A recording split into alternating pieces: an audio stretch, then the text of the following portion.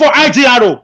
Call him to raise money. Call him to paint ring road. Call him to patch road. He will do it. But life do not matter to him. He's very stony-hearted. He's rocky-hearted. He doesn't have feelings. He doesn't have emotions. I've never seen such a leader. I've seen leaders cry on TV because somebody was killed unjustly. Our governor never shed tears for somebody's death in Edo State. And you tell me we have a governor. We don't have a governor. We have a monster at Osadebe Avenue. And we must all rise up to ask questions. Who really is in that government house? Because from the books I read, the primary duty of every governor is to protect life and property. Apart from every other thing is secondary. Our government is playing with our lives. Posterity will ask him. Some of us are coming to ask him. Government is transient. One day I may be a governor. And if the governor is alive, I will bring him to books. I promise you, the governor today, if I ever become a governor, in this state, you are going to face the court of law. Even if you are 90 years, I'm going to bring you before court to give account of the lives that were taken unjustly under your government. Shaibu, be ready for us. We are coming. 20 years is not forever. As big as an Edo son, Edo blood runs in my vein. I know the use of the barrel and the paper, and I'm going to make sure I bring you to justice. You will not have the Fulani to save you. You will face the law. Governor, you will face the law. We are coming for you. The kids are growing. We are watching everything. We are seeing your games. Continue what you are doing. We are coming for you, Governor. We are coming. Thank you. Thank you, Mr. Alex.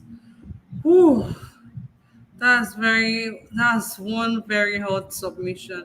Thank you, Mr. Alex. I can understand the frustration, the pain and the sorrow is just too much in the country. Like I said before, that's why when you see some people acting a certain way, seeing them act the way they act, you tend to wonder if these guys are in the country, if they actually see or know what is even going on around them, for them to act the way they are acting. It's just unfortunate. What can we do? We can only keep doing our part, Thank you so much once again, Mr. Alex, for that very hot submission. I want to say thank you so much to Pansat HD. Thank you so much for the super sticker. God bless you. God bless you. May your pocket never run dry. Guys, all you have to do is click on the $ right on the comment section there. Support us with anything that you can. Support us, encourage us to keep doing what we are doing. Thank you so much as you do so, and God bless you. And also, do not forget to like and share this broadcast. Please like and share. We already have more than 400 people just on YouTube alone watching us right now, and the likes is not encouraging. Guys, help us to like so more people can see this. More people can come here and see what we are doing. Like, so YouTube can always suggest our videos to more people. We cannot come here and keep talking to ourselves every time. We need more people to come here and add, whatever it is that they have to add to what we are doing here. Thank you, guys. Thank you so much. I'm going to go straight to the next person I have here, which is Mr. Kennedy. Mr. Kennedy, are you ready for me, please? Thank you very much. I was ready, but after listening to Mr. Alex, I've been so demoralized that I don't think I can say anything. I'm so demoralized. I totally understand. Honestly, yes. I do understand. It's so, just but I want to advise Alex, Mr. Alex. I think you should tone it down a little bit. We understand your frustration. We are all equally frustrated. It's really hard. Each time I come to this show or after this show, I almost have a hemorrhage, brain problem. So Nigeria issue, if you don't take it easy, you might have a total mental breakdown. But Nigeria, like I said, is the Federal Republic of Comedy. Is a comic nation. So there's a problem. Please tone it down. But anyway, having said that, I don't know if it's okay to speak on the prostitution because that wasn't the main topic. It wasn't one of the main topics. It's okay. Okay. But one big problem is we are talking here. We have been ranting. People in Nigeria, they don't have data to even watch these videos. Sometimes when you share these videos to people in Nigeria, you call them after 2 or 3 days, they will tell you they've not had light for 3 days. They've not had data to watch. That is a problem. Nigeria is in serious debacle. Nigeria is in serious problem. The prostitution issue, I know, like I said, we know the constraints, we know the frustration of Mr. Alex, and not only Mr. Alex, all of us, we are all frustrated. If you look at the Edo issue, they are trying to kick out the prostitutes from the street. Yes, we are not in support of the prostitutes on the street, but what are you going to give to these prostitutes before kicking them out? In all civilized countries of the world, the prostitutes are there. Even in some of most religious countries like Saudi Arabia and all other countries, there are prostitutes on the street.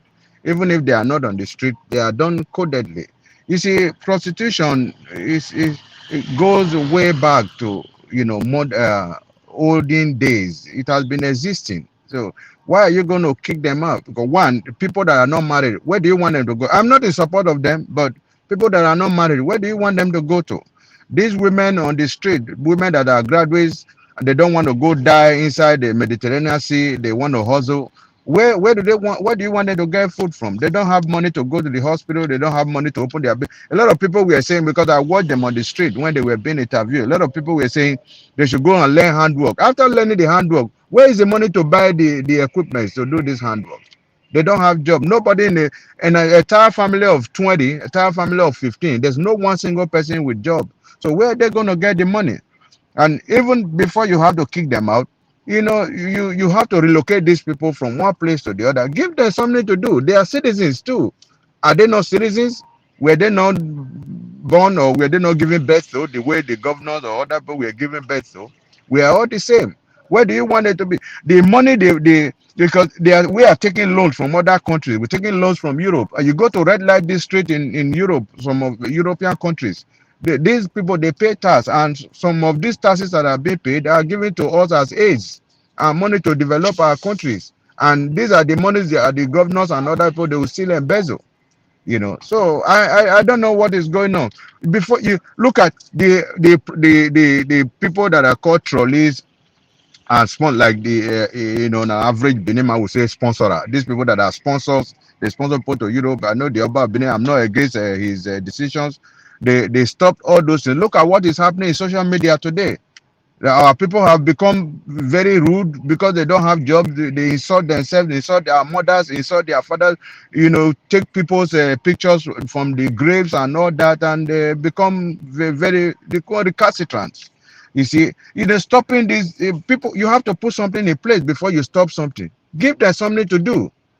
Give them. Nobody wants to be a prostitute. I'm not sure there's any one particular woman that wants to be a prostitute, but these are conditions. But that notwithstanding, I think if this message is getting to the governor should put something in place for these people and relocate them to other places. If you stop at ISO time, they will go to even this big hotel in Benin, this Protea that is very expensive. You see people coming there. Because even men, they want them. Like somebody said on the street, he said, even the government officials, they are seeing high laws and this Prado Jeep, they're coming to pick the same women. So what are we saying? But anyway, let me not dwell too much on that. Let me go to Osibanjo. Osibanjo has not done anything tangible by undergoing a surgical operation in Nigeria. I'm not even sure Osibanjo had an operation. You see, these are stunts. These are political stunts. What is even special about Osibanjo having surgery in Nigeria? What is so special about these people? I don't know what is so special about them. This electionary period, they can do anything to assuage us. They just want to show us something. Who are they? Don't die. Haven't I undergone an operation here? Was it on social media? Who are they that we should even talk about their surgery?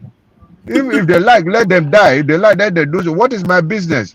We should not even talk about these people because they are not important. Because when Osibanjo was coming, I was his fan. I thought as a professor of law, he was going to give us something different. Look at what is happening. He has become incommunicado. He has been made desolate. He's practically doing nothing. Why should we even be talking about him? I don't want to dwell in Osibanjo's whatever. So this Shetima, they say Shetima was unveiled. Is it that I'm not very good at English? Is Shetima a statue or a monument that will be unveiled? Why was he unveiled? It has been announced before that Shetima is the vice presidential running mate. Then what are they unveiling? What are they telling us? That a lot of dignitaries has to come there. I think Tinubu announced his running mate, the candidature at Buhari's house or wherever. I don't know. So what is so special about unveiling Shetima? Is he a statue? You are going to unveil something. You are supposed to put a cloth over his head, or kind of buka, and you remove it, and people will see it. Is he a statue? Was he a monument? Was he constructed? These are just political stunt, and all these people with this small cap, they are now showing them to make us believe that a lot of Christians or clergymen were there. Even if they are, whether they are clergy or no clergy is not my business. We should not even dwell on that anymore. He has taken his running mate. Let him be. What we have to do, we will tell them that it is not attainable in Nigeria. That is not feasible. Muslim with the situation of Nigeria right now, we don't need Muslim. We need to balance it, and that's what the constitution says. But the CBN governor Emefiele, I think he has been used so much to destabilize the economy of Nigeria. But I'm not an economist, like I've said before. I read engineering. I'm not an economist, but Emefiele coming to the TV to say that he's going to arrest people that are buying dollars with naira. Emefiele, is he aware that there are three different kinds of exchange rates in Nigeria? So what is he talking about? Like somebody said, oh, there are these recalcitrant and riffraffs that are changing dollars and naira in Nigeria. Are they not there? Are they not the people that gave licenses to this bureau de change? So having given them licenses, are you now saying they should not sell dollars? You have given them licenses. Like one of my brothers said, these dollars or foreign currencies are sold in these developed countries too, but they are very regulated. It's not even more than one or two. It's not supposed to be more two or three. Like in Japanese yen, if you buy in the bank, like 136, 137 to a dollar, in the bank, below the change, it will even be in the front of the bank, will be like 138, like $1 difference. If you go to the airport, it's just like $1 or point zero point something difference. So, but in Nigeria, 300 or something official rate, and you go to below the change, you have 600 or something. It's just that these outside people will just come and buy, and they take back there, they sell and make their money. They're just sitting at home. Look at those of us living abroad. Eh? No, 90% of people living, even more than 90% of people living abroad are from the south. I mean, the entire south. And these people are not that they just take the dollar and they change it, they make their money, very cool money. And we are here suffering. So Emefiele should, I think that man should even be like he's saying, our brother is saying about Obaseki. I think Emefiele should be prosecuted too. He should be sacked and prosecuted because he's doing nothing. He's just doing virtually nothing. Like somebody said, without production, how you going to balance the economy? Without production, how you going to reduce, or how you going to make dollar naira important? It's not going to be important. You are not producing. If you are producing and exporting, people will sort for our money. Who needs Nigerian naira? Because a lot of Japanese has asked me what is your currency. When I say naira, they say what is naira? Nobody has even heard of naira before. You are coming here to tell us you will arrest people that are buying dollars. How do you want people to trade? How do you want people to have BTA? All these are traders. So I would have loved to see dwell on other things, but I think I don't want to take too much time. Let somebody else speak on all these issues too. Thank you, Ms. Kachi. God bless you. God bless the Federal Republic of Nigeria. Amen. Thank you, Mr. Kennedy, for that. Guys, do not forget to like and share this broadcast. There's not enough likes on this broadcast. Please endeavor to like this broadcast. Please like. Don't stop liking. And also, if you're just joining us, if you're new here, please do not forget to also subscribe. Please hit the subscribe button and also hit the notification bell so you can be notified whenever we come on live like this. Okay, that's come to my notice that the Duchess Hospital, like, a lot of people are saying that it's actually expensive. Some people are saying that it's actually quite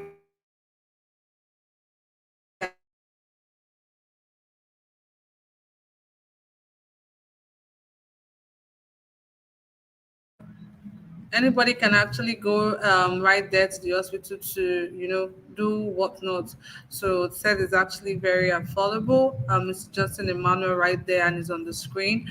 Okay, guys, like and share, like this broadcast, please, so our message can spread like wildfire. Thank you all so much. And do not forget to use the dollar sign right there on the comment section. Hit that dollar sign and support us with anything that you can. Thank you very much, guys. I'm going to go straight to the next person I have here, which is Mr. Collins. But before I do that, I want to also clear the air from the beginning I started. I wasn't so sure. So, guys, VP Osibanjo actually had the surgery done in Lagos, Nigeria. So, Mr. Collins, are you ready for me, please? Yeah, good morning, my sister Kachi. Good morning, Mm, Mr. yeah, Collins. yeah, and good morning, the panel. And for me, like engineer have said it all, as in, you don't need to say much about what is happening in Nigeria. Like the other person said before, my brother should take it easy because when you start talking about Nigeria issue, sometimes you don't know how you're going to feel about it. So the best thing to discuss Nigeria issue is like you have to take it easy, process, steady. But when you begin to talk it too much, sometimes you don't even know how to deal with it.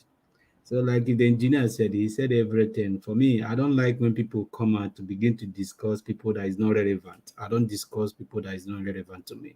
Like most people in Nigeria, they give their time talking about politicians that don't mean anything to them. I don't talk about politicians. Whatever they choose, let them live their life. I don't give I don't give a damn how they are doing, whatever their family passing through, because they don't care about how citizens are passing through. So if Obasanjo like let him go anywhere and do his surgery is his own business. I don't care. My own concern is how the citizen is faring. That is the most important thing. They are not supposed to be issued. For me, they are not issued to me. The main issue is about the citizens. That is the most important thing. Talking about what is happening in Edo State, it's not only in Edo. I think the problem we have, most of all these our governors, they have power. If people keep talking about that, they don't have power. They don't have power. It's just that this is what they choose to do. Because when you have an agreement, okay, look at what is happening in Imo State today. When this Ebubago was formed, a lot of people come and guess it that we don't need Ebubago. What is the need to bring in Ebubago? Nobody know what it means. But this is formed because of this is the agenda. All these things happening in Imo State, happening in the East, are all carried out by all these that stupid Ebubago. And today now, if you go to Oru West and the Oru East, and people are blocking road today, demanding that they don't want to see anything Ebubago again. They don't want to see it because they are not even there to protect their own city. They are there because they have an agenda. I think the agenda, because all these governors, hope most of them have an agenda for him to become a governor. You have to make a sacrifice. There is a sacrifice for you to become a governor. Somebody that scored fourth, from fourth you become a governor of Imo State from nowhere. So you have to. There is agreement for you to do. For if you want us to give you this governor, you have to help us in this area, and that is what Hope Ozodinma is doing. And I believe what happened in Osun State is the same thing that is going to happen to him coming 2023, because he's not going to win that election. People are going to do everything in their power to make sure Hope Ozodinma does not emerge as a governor of Imo State. So what is happening in Edo today? A lot of our governors, they have power. If they feel like their citizen is their concern, they have power to secure their citizen life. They have power. They can say anybody, you don't want to come to my state. Yeah, I don't want to see my state. They have every power to do that. If they are doing it, watch, their citizen is going to support them. But because of they are not going to do it, most of them are corrupt. Most of them have sold their soul to something or committing something that they don't even know. So because of that, they don't have voice to say anything. If you watch Omaya here, Omaya come from nowhere and become to because they promise him, Omaya start doing this. Before you know, David Omaya will become a president. He start behaving. Before he know, people started dying in Ebonyi State today. At the end of the day, where is Omaya? So since he lost the election, have anybody seen Omaya coming out to rant again? He went inside because what they promised him is not what he got. So all these things are carried out because of our own government are not even there for ourselves. They are there for their own selfish interest. That is why I don't talk about all these Nigerian politicians because they are all the same. They are not there for us as citizens. They are just there for their own selfish interest. That is why I don't care when people are talking about Ekweremadu. What is did Ekweremadu care about how Nigeria citizens are feeling? Did Ekweremadu family cares about how Nigeria kids are out of school? Did Ekweremadu cares about how accident? Look at what happened in my two yesterday. People died in that accident that happened in my two yesterday. People died there. Did Ekweremadu any politician? Do you see any remorse from them? So when something happened to politicians, Nigeria always, more especially the middle class, will always come out to like as if we owe them something. I don't owe them anything because they don't care. They don't care about their citizens. So if they don't care about me, why should I care about them? So for me, I don't even like when we come here to debate about all those people because for me, they are meaningless to me because they don't care how their citizen is feeling. People are dying every day. People are dying. I watch what the accident that happened in my two. Everything you see, it's only in Nigeria that you see people carrying fuel moving around. Yeah, you can't see trailer moving around fuel. If you're moving fuel from Lagos to East, you have to use train. They have a train, they move it to, but you see in Nigeria, they keep taking all those risks, killing people. So it's because when government keep doing this thing, as in, I don't know how to say it, they're just like it keep bothering me. So for me, they don't care about their citizens. That is why you see when things happen in Nigeria, you won't see any government come out and said, okay, I condemn this. They don't condemn it because they know they are that is the thing that is their agenda. That is what they want.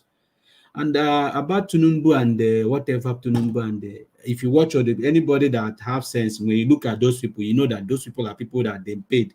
When you look at them, there was a one that wearing eyeglass like a criminal. You say, how can somebody like this wear eyeglass, a bishop wear eyeglass like this? So you look at those people, the picture alone, people don't shouldn't even deliberate on it. That picture alone should show you who are those people. And just how people can be able to stoop that low to commit that kind of atrocity. You understand? So and the APC is trying. This shows that they have lost it all. For them to go to this mile to just to bore people to dress up in the form of bishop, in form of pastor, in the form of reverend, that shows the level APC are willing to go. That for me, that is embarrassing. For me, if I have anybody that associate he or herself with this kind of party, I would like look at the woman. The woman in Nigeria, I believe in Nigeria, we have only 4 bishops. Where does the bishop come from? Nobody knows this woman. So can anybody identify where this woman coming from? Can any of them say this is my congregation? When you're looking at all those people, you know that these people are people they just find from side of the road. Maybe people that is just finding a way to live. They now buckle them. You know, this is not the first time APC have done something like this. Then did it when Buhari went to America. You understand? They went and bought people for them to come out and say they are Nigerians. You understand? So it's not a new thing for me. This is not a new thing. It's something that APC used to. This is their life. And imagine Tinubu coming out there to talk about how you are going to bring out Nigeria to up to speed. You are there telling Nigeria that I'm born in Lagos, I'm a city boy. Is that what we are asked you to come and say? I think the best way for us to know, I think if there is no a debate in this election, I think not election when it comes to debate, they will send their VP or send their whatever. No. If you Tinubu, you have to come out to that seat and see that Nigeria have to ask you questions. Because when it comes to debate, the president have to carry his own debate, the VP have to carry his own debate. I think that is when, because all of them have been dodging questions. Tinubu and Atiku, they keep dodging questions without even saying what they are coming to do for Nigeria. Yeah, they are sitting on the floor making a statement that nobody asks you for. So for me, it's not a new thing. And about the CBN governor, everybody, for me, the most important thing, the dollar issue in Nigeria, I think the most important thing when it comes to that dollar, when you have a good organization, a system that is working, all those things will be put to place. That is my own. When it comes to like all these dollar of 18, because every country, you can buy dollar here, people can buy, but dollar have to say by people that already they already have the certificate to say that, you understand? So But when it comes to Nigeria, anybody, madman can start selling dollar in Nigeria. But once you have a good government, a good organization, a good system that is functioning, all those places will be put to place. And another thing, if Nigeria want to, the most for dollar to come down is not about the selling of a thing. You have to start making things like in Nigeria. Somebody like, for instance, like Enosin. Enosin now, Nigeria should be like talk to Enosin. Enosin, we want you to be producing car for us in a level. This is the quality we want you to producing car. This is the amount we want to be selling to the citizen. Like here now, if you want to buy a car that New Zealand here produce, the price is different. Then if you are bringing car from our side, it's a different price. These are different things. So now they will force you to start buying their own product. Now instead of you to spend money to buy that one that is more expensive, so they will now force you to start buying their own product. Like Emerson, go to Aba, you can make people increase the business that people can start producing. Then the other things like Dangote, all those things, even like the one in Lagos that used to all of them that used to produce all those cars. Those are the things that Nigeria, because once you start, these people start producing, they're also creating job for people. Imagine when Emerson have another plant in Kano or in Abuja or in Lagos, that is another opportunity. People, that is a way to employ people to work. But once you are not putting all these things in check, then how is Nigeria going to work? It's not going to work. So you can't be expecting only crude oil. Nigeria must focus on crude oil. We shouldn't be focusing on crude oil. There's other means to get money. We have other things. You can invest in other things to generate money for the country, not only in oil. So I think once we start putting all those things in check, the dollar will come down. You don't need anything, because once the country start working, you see all those things start falling to place. But if those things are not put in place, the dollar will keep going price, even it could rise to 2,000.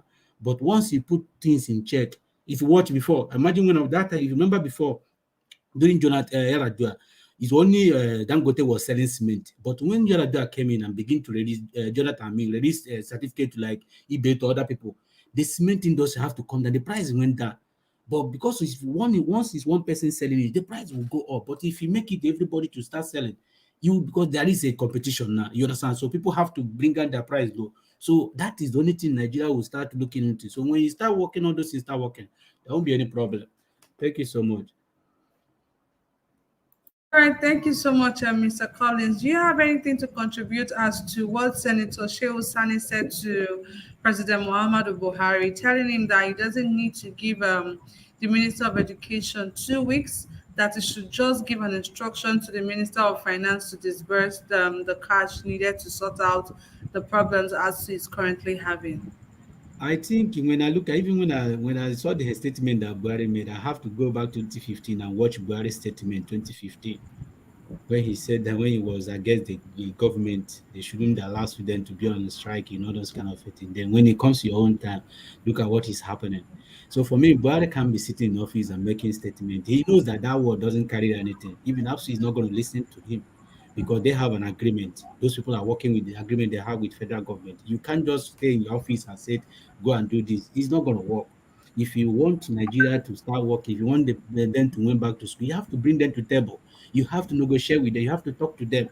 So in the end of the day, you have to come in agreement. They went back to school. But for me, I don't want this thing. I don't want students to go back to school. I want it to keep happening. Like everything just happening the way we want it. Because the more things are like this, the more we give people more reason to vote this government out. I just want them to keep making the mistake, and they keep making mistake. APC keep making mistake in every angle.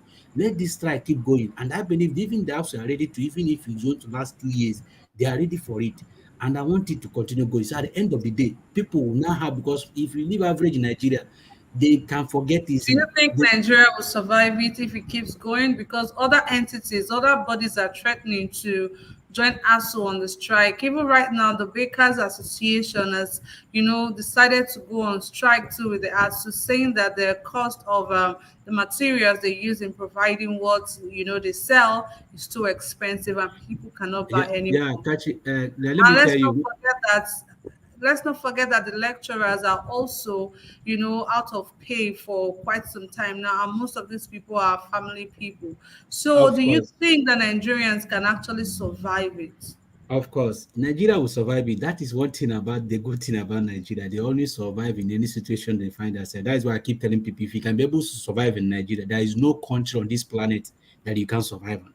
Nigeria know how to survive, and that is why politicians take us for granted. because we believe that we don't believe in our government. We believe that individual we can put things in order for ourselves. Then why I want this thing to continue happen, because for Nigeria to realize things, if something happen to them in a way that it will pain them, they won't be able to realize it. Because if you ask them to go back, trust me, 1 month they have forget everything that happened. Imagine people are still cheering for Tinubu. Just NSAS happened few years ago. And people, you see some people still coming out and cheering for Tinubu. These are the same man that is responsible for what happened in that toll gate. And you see some people, I don't know how they can be able to lose their memory. Very simple. It's a year and maybe 2 years now. People just forget what happened. So for you to get Nigeria, allow them to feel the pain, because if they feel the pain, by then they can be able to react with their pain, because Nigeria react with pain. If there is no pain, they won't react. They always react when something happened to them, because there's some people used to say when somebody die, they don't feel it. Unless when it happened to you, that's when they can be able to feel it. So for Nigeria to feel what is happening now, it have to happen to them deeply. Because if you be able to call off this strike now, trust me, Kachi, by next week, they forget as if everything is working normal. Even you see the same people, they will still go back and be voting for the same people. That is how Nigeria works. So for me, I'm my own prayer. I do pray every day that I want this strike to keep happening, even until the 2 days to election, so that people can be able to say, ah, yeah, I've been at home for like more than okay. Is it not the same jollof that was shouting in Edo or Delta? We are shouting Tunumbu is the reason where they keep people in ESA. But the same jollof we are converting people go and vote for, and people are still working and following the same that movement too. But these are the same youth that was rampant as an NSAS. The NSAS that happened that SARS are still working in Nigeria. Nigeria forget about all those things. So for me, the best in Nigeria can cope. That is one special thing about that country. They can cope in any Okay. situation they find themselves. So for me, Okay. the best thing to do, let them that's why I continue. Thanks. All right. Thank you very much, Mr. Collins, for that contribution. I'm going to come back to you pretty soon. But I just hope this issue of the ASU and all of it, I just hope it ends pretty soon, because personally, I don't think Nigerian can survive it. And also, this is just increasing the crime rate in the country, because there's so much hunger and poverty in the land. So I just hope this is sorted out pretty soon. Mr. Common Sense, are you ready for me, please? Good evening to you. Yeah, good evening, everybody. Good evening, Kachi. Good evening, and I Good greet evening. everybody on the panel and the people on the comment section. All right. Yeah, Thank you so much, Mr. Common Sense. I just want to quickly ask you a question. So I want you to start with this. You know, people, I'm just getting messages of people calling the ASU blackmailers. Do you think they're blackmailers? Do you think they're just doing this for their own personal or selfish gain? I want you to start with that while you enter the other topics that we have for today. Meanwhile, I can see somebody in the comment section saying that the screen is full. Guys, the screen is not full. I think I still have 2 or 3 more spots to go. Just click on the link on the comment section, and I'll have you right here with me on the screen, so we can talk about what is affecting you and I in Nigeria. Mr. Common Sense, please. okay. For the ASO strike, in any organization, there is an agreement. You understand? For them to take that decision of going to strike, they have already had an agreement with the federal government, which the federal government didn't play their part very well, and that is why I want to use the word of the vice president. That is why we are where we are today.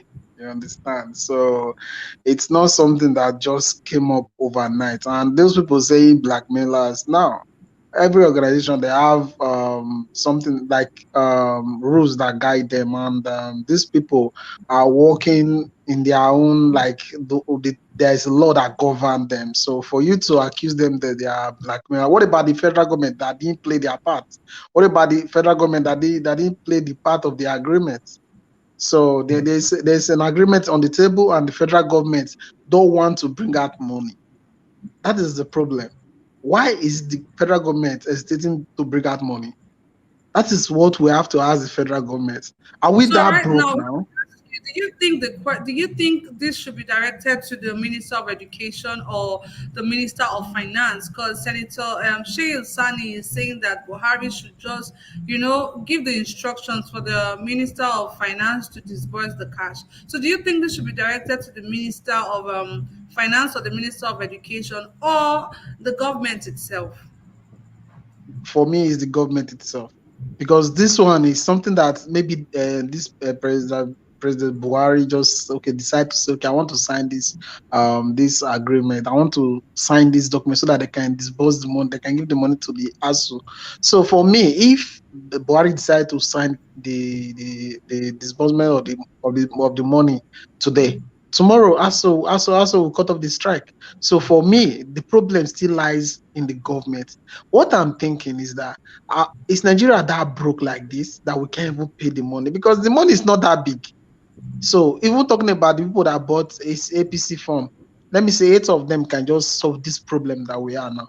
So I don't understand why the federal government are still hesitating to pay the money or to sign the agreement to make sure that, okay, these kids have to return to school. Even if you want to do this, you can do it just because of the kids that are home, not because of even for the government. Are you staying in one place giving direct that the people should go back to work immediately? With what? With empty stomach? Sometimes I feel the government don't care about the public. They don't care about the people that they serve. You understand? This is not their money. This is the money of Federal Republic of Nigeria. What is wrong with them bringing out the money? If Nigeria is broke totally, that we don't even have money to finance anything, they should talk. They should say, because the way Nigeria is broke now, I think there's no money there left again. Even the money that we are getting from oil is not even enough to service our debt again. So these people don't want to say it. That's why Buhari is clamoring that he wants to leave the power. He wants to leave the city. He's tired. He wants to go back because there's no more money again. We don't have anything that gives us money through production. We are just depending on oil, and the money coming from oil is just to service debt. So Nigeria is not what we are looking at is different from what these people are seeing inside there. This thing it has eaten deep, and Nigeria is totally broke. I'm not joking, because the way the things is going now, it's not something that we should take funny again, because there are a lot of many associations that want to join the strike now. There will be a time Nigeria will shut down because there's no money to finance anything again. Just the other day here in airport, they are protesting that they have not paid them salary for months. Mm-hmm. This is not something that we should look like, okay, it's normal, Nigeria is going to come out of it. There are some things that if you be, let me tell you something. If somebody have maybe gonorrhea or something now, let me say sickness, and you keep on saying because the symptom will come and go, no need to treat it. Really, the symptom will come and go, and it will come and go. There will be a time the symptom has already eaten deep in your system that next time it's not going to come and go. It will come and it will remain. So for But me, speaking about brokenness, annually there are budgets for these things, right? There are budget. They have budget for universities and all of that. yeah. So the thing is, did anybody oversee that budget? Was that budget actually given? Did anybody oversee it really? Was it Kachi, utilized? let me tell you something. Those money that they always say on TV, we budget this on education, we budget this infrastructure, this, that. Those money have been stolen by them. Before that money gets to them, they have already shared the money. So what we are saying, these people are doing this, they are making even the budget, they are borrowing money to finance the budget. And after the budget, the money comes, they will share it the way they like. Who is asking questions in Nigeria? Nobody. Who is asking, okay, the last budget, the money, what did they use them for? Where is the money? Today, nobody can be accountable for anything. In Nigeria is a place that you can do anything and go away. You can go scot-free. Nobody will ask you. What happened to the accountant general of the federation? Money that was alleged that he took. We have a lot of problems to solve in that country. That country is going down gradually, and people are just smiling and looking at it. The way the country is going down, it will be a time that it will be bad more than this. So for those things, the federal government, they know their problem, and they are trying to use, they are trying to do something that will make these people have to go back to work. And I believe that those people will not do that, except the agreement is being met. Okay. For the other one, what they call him, this Osibanjo, doing doing surgery in Lagos, and the people they are being is being announced that he did a surgery. For me, I don't even care. If he like he in abortion, I don't care. Because for me, I believe that there's nothing that one add to us.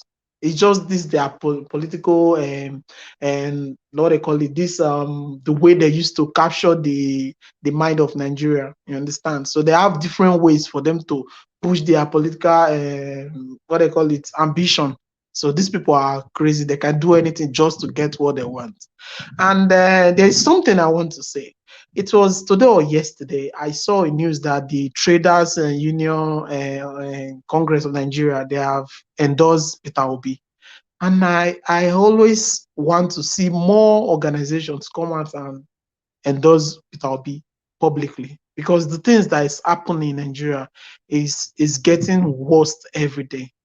But there was like that was the first day I called my mom, because he stays in Benin in Edo State, and she was telling me how they can't even go to farm again. They are scared even to go to farm. Is a very big problem. They can't even go to farm. And I told her, okay, what about if they report this Fulani herdsmen to the police? They said leave them. They will not keep them in the cell. Nothing. They will tell you it's a call from above. Like Benin is now the land of the Fulani herdsmen. For me, that is something that the Edo State people have to look up to. They have to protest. For me, that is what I see. They have to go to the governor's house. My dear brother, I'm sorry. I'm sorry to come in. Thank you very much for that comment. God will bless you. God will bless you. Edo has been taken over by Fulani herdsmen. I just want to join my voice. I'm sorry, Kachi. I'm sorry. Edo is no longer Edo. It's not a Fulani state. I live here. I see it. You are not lying. Thank you. God bless you. Edo people must rise up against this government and ask questions. Exactly. For me, they should protest and go to the governor's house and ask him, because this is something that the governor can do. The governor can do better.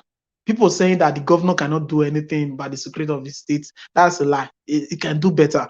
I remember an interview that Peter Obi made. He said when he didn't like the commissioner of police, he went to Abuja and told them to fire the commissioner of police, and he replaced him. So if the police commissioner of police is not doing anything about the insecurity, you can go to Abuja and lay complaint against him, and they will remove him. If you are a governor of a state, you are the first citizen there. So anything that you say can't.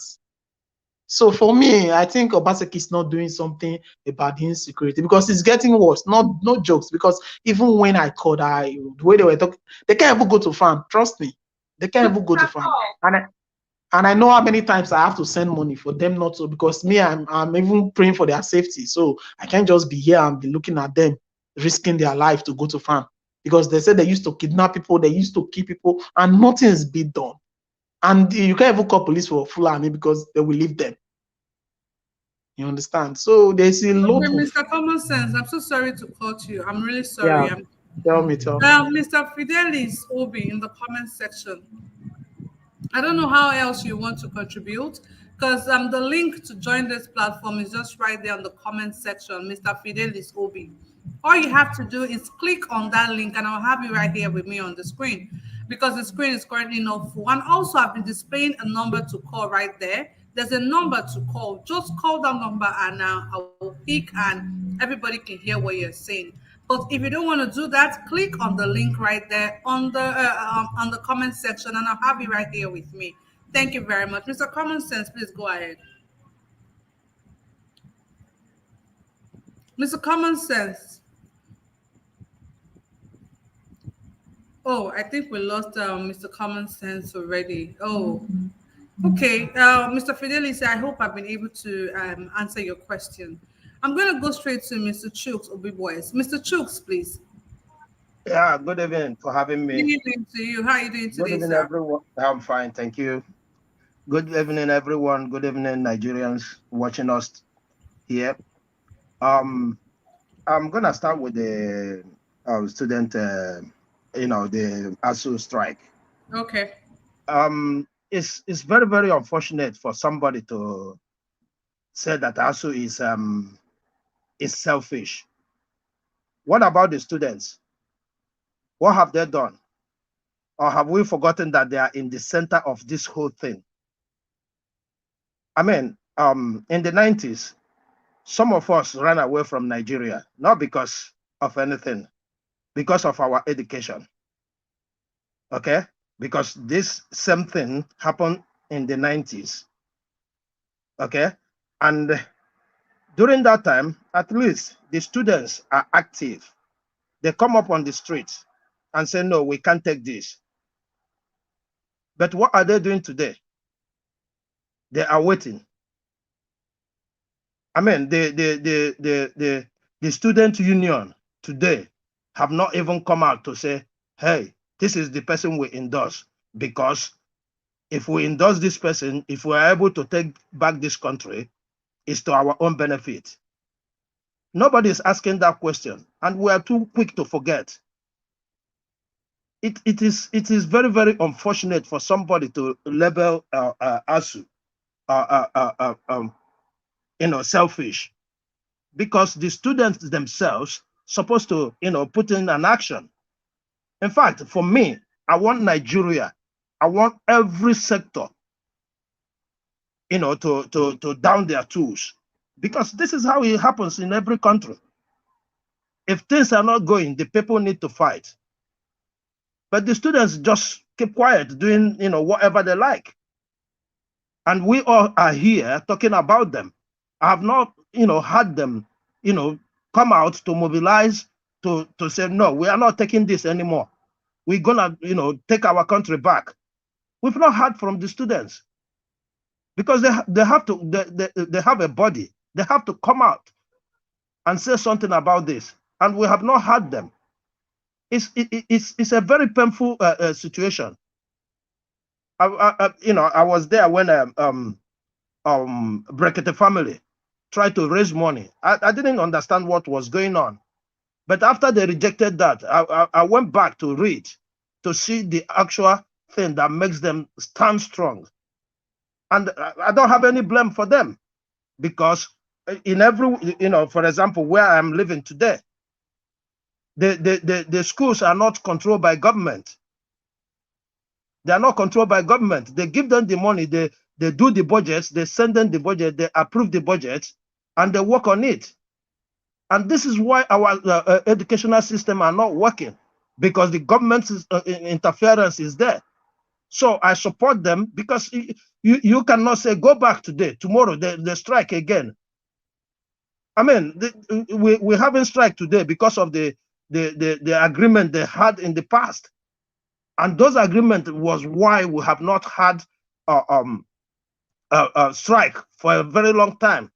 So now they didn't want to keep the agreement. They come out to voice out their displeasure on that. So I think the students need to do something for them to go back to school, because this government don't care. They don't care, and the students have not recognized that. Most of them, you see them today supporting one or the other among those who are inside this, who are among the people that keep them at home. So we need to talk to the students. The students need to have a position. When they have a position, then we know how we can stand by them. But the way it's going now, it's like they don't even care. They don't want to go back to school. Because if they want to go back to school, they should come out and make a statement. In the Edo matter, I mean, it's very, very, when I had Alex speak, it's very, very painful, and I will advise that, Alex, if you have your way, let us mobilize these people to come out. When these people say we are not taking it anymore in the state, shut down the state. Let us start holding our regional governments to account. This is the only way we're gonna survive this. By leaving them, they don't care because I mean, none of his family will be killed. They don't even know the road to farm. Consign him. So I'm suggesting if there's a way we can mobilize the people, we can let the people know that they have the power. They have the power to stop this. It's disheartening when you see all this happening and everybody's feeling unconcerned. But individually, we are consigned. The social media is there. How did it happen in Sri Lanka? We should emulate all those kind of things. I know it is a different country entirely. The way their country behave is not the way our country behave. But we can get there one day. We can do something. Because like Alex cried, it's disheartening. I can't fathom how people will go to farm, they will die, and we are talking about people who are hustling for their life. Yes, I'm not supporting that, but it's the situation we find ourselves. Like the popular say, Nigeria has happened to every one of us. And we should keep quiet and allow it to continue to decimate us. No, we need to do something about it. Let me go to Osibanjo. Osibanjo's case is, I don't know. He's trying to play a good man, but I mean, if it is something that has to do with his internal body, not the kind of operation he did, I don't believe he will do that there. But he said an opportunity to show himself as a good man, as a man who is showing an example. Now, APC is always doing things to. I remember when they did a rice pyramid that we can feed the whole Africa. And today people are hungry. What happens to it? It is the same line Osibanjo is going through now, trying to tell us that he's a good man, preparing for next election. We are seeing all this. We cannot be fooled anymore. It is so disheartening that a professor of law, he saw everything that is happening in this country and he keep quiet. And people are praising him. Oh, he shows a good example. What kind of example is that? That is not an example. He's just taking us for a fool. How can this even make headline? It is only in this kind of country that such thing will make a headline. I mean, this is I can't even understand the way we think. There's nothing inside this. There's nothing that he got to do a minor surgery, because that is what it's called, a minor surgery. Anybody can do it. What of our doctors? Is it not our doctors treating people in the UK, in Canada, in America? Is that something big? That's nothing in it for me. Because I mean, if we can produce doctors that treat even political leaders in UK, in America, and we're jubilating because he went to do minor surgery. I mean, sometimes I wonder the kind of brain we Nigerians have. We actually are helping them to carry out all these crimes. We are. Because I don't understand how we should be jubilating because he had a surgery. I mean, I'm sorry, I don't even know what to say again. I don't even know what to say again. It's disheartening, the kind of news coming out of Nigeria. Thank you for having me, please. All right, thank you so much, Mr. Chooks. Do you have anything to say about the CBN governor concerning the naira and buying of dollars? Well,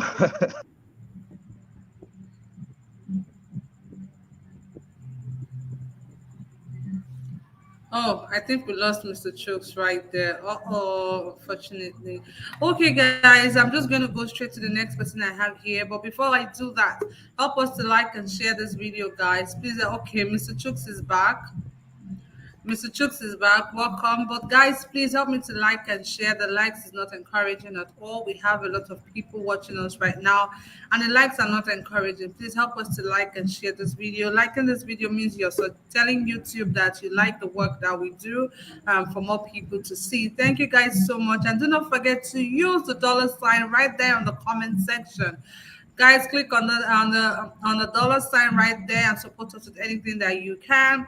Like and share. If you're new here and you're yet to subscribe, please subscribe. Please like and share our video. Thank you very much and God bless you. Mr. Chooks, you were about to say something before you went off. Yeah. Um, Mr. Emefele, Buhari have succeeded in using him to destroy the naira. It is as simple as ABCD. They know what they're doing, threatening to arrest people. Arrest who? Who told you they don't know who sells the dollar? You don't get the dollar on the street. It's the same central bank that released those dollars. So they're just fooling us. Like I said, when I read news coming out of Nigeria, it's so disheartening to even contend with it. I mean, the naira itself. I don't know because I mean, if you send money, I mean, Nigerians, we are so dull in the brain. We are so dull in brain. When you send money to somebody, you've been taxed. When you take money from your account, you've been taxed, and nobody is talking about it. Mr. Hemofile, excuse me. You have to rephrase that comment. Nigerians are not dumb in the brain. You have to use Okay. some or the Okay, people in charge. Yeah, some Some. Nigerians. No, we are not dumb. I take it back. We are Sorry. counted among the smartest men and women in this world. All right, For thank real. you. Thank you, You're Mr. welcome. Engineer Ken. Thank you for that. Mr. Chooks, please rephrase your statement and go ahead with your contributions. Yeah, I take it back. So some Nigerians, some of us are dull in the brain that will forget too quick. You know, um, like this telling us that he's gonna arrest people. It's the same people that is doing the business. Who is gonna arrest them? How many Southerners are doing black markets? We only buy from them. Are you gonna arrest the people that is buying from them or the people selling? That is the question he needs to answer. Because if he says he's gonna arrest people selling, who is he gonna arrest? How do they get it? He will first of all arrest those who give them to sell. I don't take his statement so serious. I'm sorry to say. Thank you. Okay. All right, thank you very much, Mr. Chooks. Boys, I'm going to go straight to the next person I have here, which is Mr. Chris. Mr. Chris, good evening to you. How are you doing today? Good evening. I'm doing all right. How about yourself? Thank you very much. I'm doing very well, thank you. Mr. Chris, where are you joining us from today? From the United States. Oh, thank you so much, Mr. Chris, for joining us. May I ask if this is your first time to be here? Well, absolutely. I'm a watcher. I always follow the program, but it's my first time on the platform.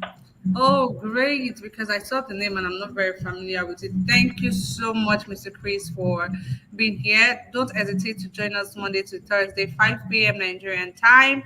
And on Friday, we usually have our debate here, Friday, 6 p.m. Nigerian time. The Monday to Saturdays, 10 a.m. Nigerian time.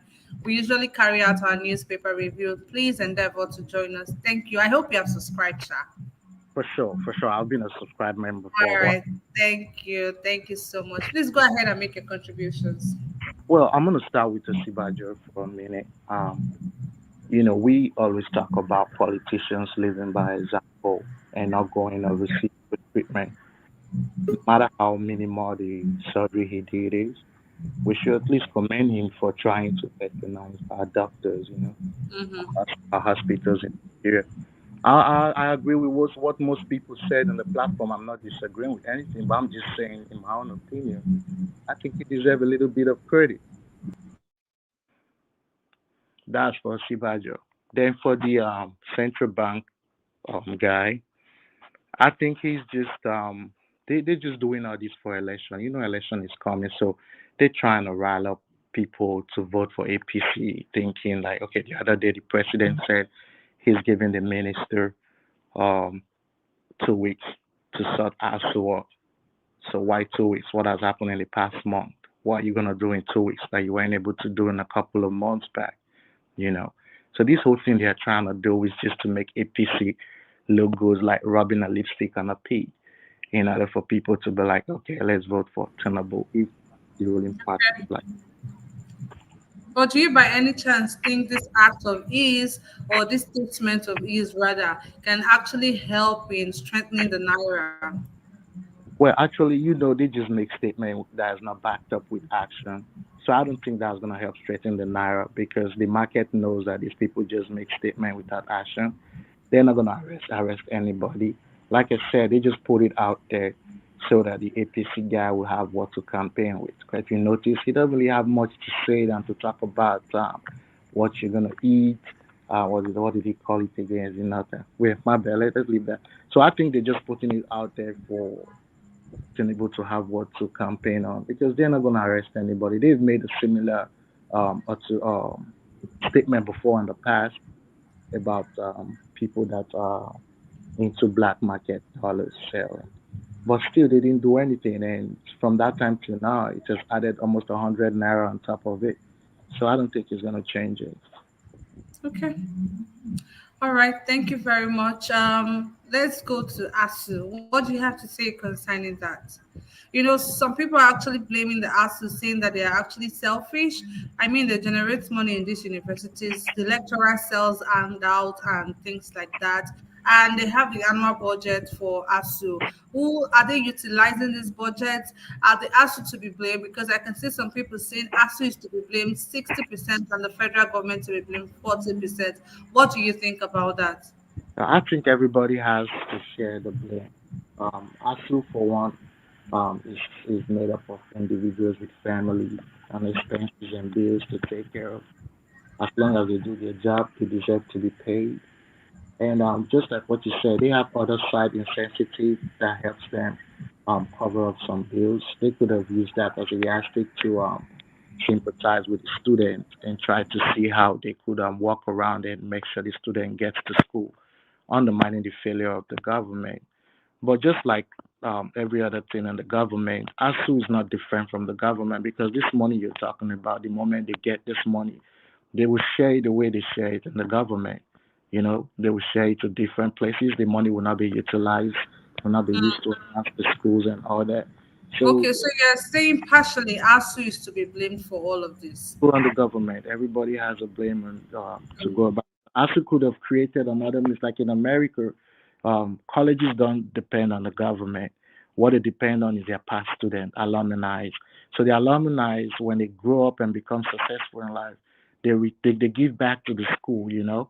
Just like Peter Obi said in one of his statement that he does give money back to his school in the UK, but there is none that he could give back to in Asuka because they don't have that kind of a program. So there are so many ways ASU could have been able to go around the federal government because we all know the federal government is corrupt and all that. But ASU shouldn't be corrupt as the federal government because they are as bad as the federal government. Okay. Thank you very much. Would that be help, please?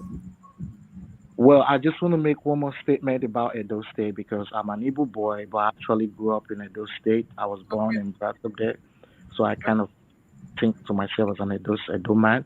I think the Fulanese because there was a time I saw a story where they were going to turban a Fulani in Benin in Edo State, which I know is antithetical to the tradition of the Benin people because they only respect one monarch, which is the Oba of Benin, Oba Atopere. But They went there and they stopped the turbaning of that Fulani guy. But I think that wasn't the last they attempted. Um, we over here in America, all we believe now is that the Fulani has taken over Nigeria. Every news we see is Fulani this, Fulani that, and that makes us really scared to come back home. You know what I mean? Like me now, if I ever come back to Nigeria now, I just have few places I'm gonna restrict myself to, which is gonna be Lagos, not even Abuja. But normally I want to go to Benin, I want to go to Asaba, Wari, but I can't go to those places because we've been made to believe that everywhere has been occupied by Fulani. So what I'm gonna say, I think it's hard time we stand up and fight for our right, fight for our land. You know, people overseas will support financially if we can support physically, but we need our people back home. It seems like we overseas are even the ones crying more than the bereaved. You know, I think we overseas are the ones complaining much more to the situation in Nigeria than the people in Nigeria. The students don't want to go back to school. After all, some of them have the opportunity now to become Yahoo boys. And what are we talking about? So that's what I'm going to say. Let's drop Yahoo and let's pick up our placard and protest. Thank you for giving me the opportunity. Okay, thank you, Mr. Chris. One last question before I let you go. I don't know if you saw the pictures I displayed earlier of the religious leaders who were present at the unveiling of the APC running mate. So some people have taken time out to say, Mr. Troops, please don't unmute yourself. Thank you very much. I can hear myself back and it's distracting me. Thank you. Okay, the pictures I displayed of the religious leaders, that were present at the unveiling of the APC running mate, which is Mr. Kashim Shetima. But some people have been saying that it's possible that they must have rented those guys, gotten those outfits to be present. So, what do you think about that? Because they also got some backlash, saying that the religious leaders are one of the major problems we have in Nigeria. To be honest with you, I think I agree with that last statement you made. The religious leaders are really problems in Nigeria, but I can vividly say those people don't really look like bishops or archbishops.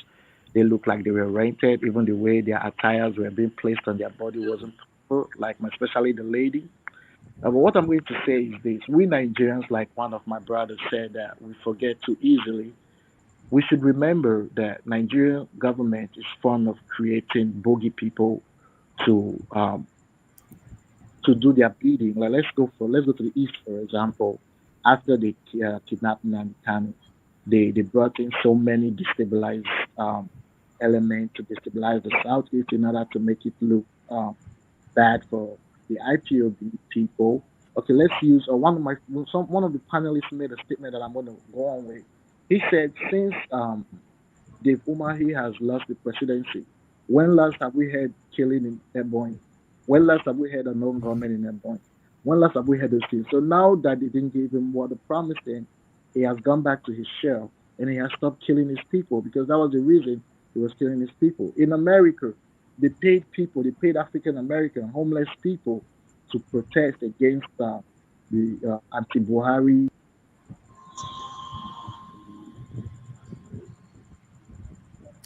Mr. Chris, are you there, please? Mr. Chris. Okay, I think we lost Mr. Chris right there. I'm going to go to the next person, but before I do so, guys, help me to like and share this broadcast. I go ring, I go sing and tire for una here as una don't want to help me like and share. I don't know what I do now. You guys help me to like this broadcast. Please help me to like. I beg you. I'm not even trying to be proud, but help me to like. Like I always said, the reason why I ask you guys to like is so our message can spread like wildfire. So YouTube can always suggest our videos to more people. So guys, help us to like this broadcast if you're yet to do so. And if you're yet to subscribe, hit the notification bell so you can be notified whenever we come on live like this. Hit the notification bell, subscribe to our channel, and like this broadcast. Thank you very much. Mr. Chris, you were about to say something before I lost you. Yeah, so I said, well, APC. This is known to APC. That is their go-to route whenever they find themselves in an uncomfortable position. So I believe those weren't bishops, ordained bishops. Those were just rented people. So it's But a shame. why would they go that length to do that? Well, first of all, you can see that the Christian bloc in Nigeria are very angry with the selection of Shetima because Shetima, in my opinion, and in some of the things I've read about him, came with a lot of baggage. So much baggage that the Nigerian people cannot even imagine him being a vice president for a 4-year term, not to talk of an 8-year term. So the Christians are scared of the Muslim ticket, and also what we're experiencing with the whole finalization of Nigeria. So you let me make this clear. Even if you have a Christian as a running mate and they want to finalize Nigeria, that won't stop anything. Osibanjo proved it. But to have a Muslim, it will make it way much easier. Okay. All right. Thank you so much, Mr. Thank you very Chris. much. Thank you, Angon, and I'm going to come back to you shortly to make your final submission. But before I do that, I'm going to go straight to the next person I have here, which is Mr. Letgo. Mr. Letgo, please, are you ready for me? Yeah, thank you so Please. much. Thank you. Thank you. How are you today? Very well, thank you. Please go ahead and Okay. make a contribution. Yeah, I will start by saying somebody make a statement that Nigerians have a dull brains in their brains and all that. No, Nigerians are one of most intelligent people you can ever meet, especially outside Nigeria. Even inside Nigeria, we have some unique Nigerians. So we are not dull. We are not lazy. We are very hardworking people wherever we find ourselves. Okay. Yeah, even as I'm talking to you right now, I'm going to the hospital and I'm going to do surgery today. So, and I'm a Nigerian. So, Nigerians are intelligent, they are smart. Just that the environment polluted the youth of Nigeria. That is what is up. They are traumatized. That is the problem. And I would say, Mr. Alex, wherever you are, if you are hearing my voice, thank you so much. Nigeria have heard you. Nigeria know your heart. You have fight a good battle, and those states heard your voice. And I wish there's something can be done. I know you will do it. God bless you, and keep it up. Whenever I listen to you, I always have a low mindset about what is going on. But at the end of the day, we have to keep up. So that's all I have to say for Alex. God bless you and strengthen you. One day you will smile for Nigerian. So going back to ASUU, what Mr. Sani said is simple truth. This APT government for 7 years and has been borrowing. And the National Assembly has been implementing the borrowing, whatever that they brought. So the federal government cannot give ASUU ultimatum to go back to school. Lai Mohammed was on television and he said that it's been inherited by the previous administration, that they should be talking to the previous administration. That's what Lai Mohammed said. So the federal government should borrow.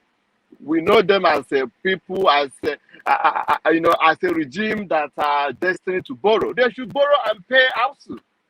And if for me, I would say that we need to have a total shutdown. The salary car, they did it, man. We need to have a total shutdown for Nigerians to work.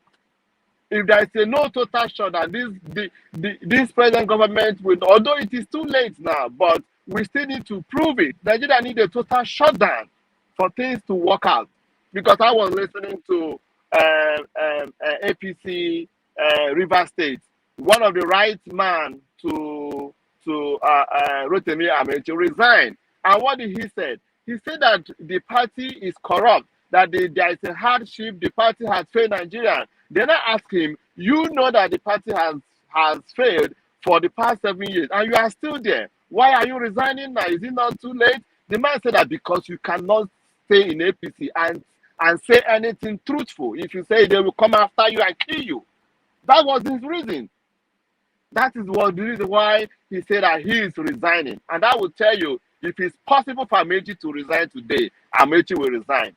Because they are all in cage. They are all in a valley. None of them can say anything and go free. So that is all about that. So coming to Osibanjo, yes, I will. The last speaker said that we should encourage. Yeah, Osibanjo did the right thing, but I will also say that this is the time Osibanjo is gonna embezzle his own money, because for Osibanjo to do surgery in Nigeria, and one, since they are making public, one, they need to tell all the hospitals Osibanjo did the surgery for, so that Nigeria will know that yes, Osibanjo did this, because somebody can come out and say, It's oh, Duchess Osibanjo did surgery. Hospital. Dr. Duchess. Husband. Okay, okay. So yes, now that is good and fine, because if after APC presidential campaign, PDP convention, Atiku moved to Dubai, Tinubu moved to France to go and get medical checkup. This is not surgery, just a medical checkup. So I don't know why Osibanjo should be undergoing surgery and it will be broadcast all over Nigeria. So they're just using it to promote APC that has failed. And let me tell you the truth, the country has failed. Look at what is happening in Edo State. Look at what is happening in Imo State. Ebubago killed 14 able youths that are coming back from traditional marriage. They cited them and they rushed them and they murdered them in a broad daylight. And the governor, Hope Uzodinma, was saying that they are unknown gunmen and they are bandits. That's what the Hope labeled the people that went for marriage, and they massacred them and killed them with a Bubago. And when the indigenous protest, the same government will send military to go and cage them. This is the state of the country. This is the state of the country. That's why I said everybody should go and get armed, so that before they kill you, you kill one. Because a time will come, as Alex said, you will be in your house, these people will come and rape your parents in your presence. These people will come and murder you, and the government will not say anything. The governors have been bought with money. The governor, Edo State governor, Imo State governor, these guys have been bought with money. And that is why they are doing whatever that is going on today, because they can no longer speak, they can no longer act, because if they do, they will come after them. If the Chief Justice of Nigeria, retired Tanko, can be laid all the allegations they laid against him, and the boy retired him and give him all his benefits, and they paid him 2.something billion for his retirement and all the benefits that are attached to it, after they raised corruption against him and nothing is happening. So why can't they pay ASUU? Why can't they order the government to release money for ASUU? How much is ASUU asking for? They should do that. So talking about protests, Nigerians are traumatized. If you the moment you think of that you're gonna protest is the moment they are preparing military to come and kill you. So that is the problem we have today. That is the problem we have today. So I have nothing to say again. All I have to say, wherever you are, get yourself mobile. Wherever you are, do all you can to protect your family. Do not listen to anything anybody tell you. Pastor, priest, politician, tell you. Do not, because these guys have been bought with money. The Fulani herdsmen, terrorists, they are all in every corner of our land. They have taken over our land. They have taken over our land. That is why we can no longer farm. That is why Nigeria is not moving. That is why things are expensive. That is why we don't produce whatever we eat. So wherever you are, get armed to defend yourself. Get something to guide yourself. Before they kill you, you kill somebody else. That's what I have to say. The Nigeria is not Okay, Mr. yes, the Nigeria is not banana republic. That's where we are. Thank you. Thank you. Thank you, Mr. Let Go. Thank you for that. I'm going to go straight to the next person I have here. But before I do that, guys, I still have a few more space on my screen. If you would like to join us before we round up the show, just click on the link and I'll have you right here with me on the screen. There's still some space left right here. Our guests today, they were kind enough to leave after contributing. So guys, in case you want to join, click on the link and I'll have it right here with me on the screen. I'm going to go straight to the next person person I have here, which is Mr. Mirabel George. Mr. Mirabel, please. Are you ready for me?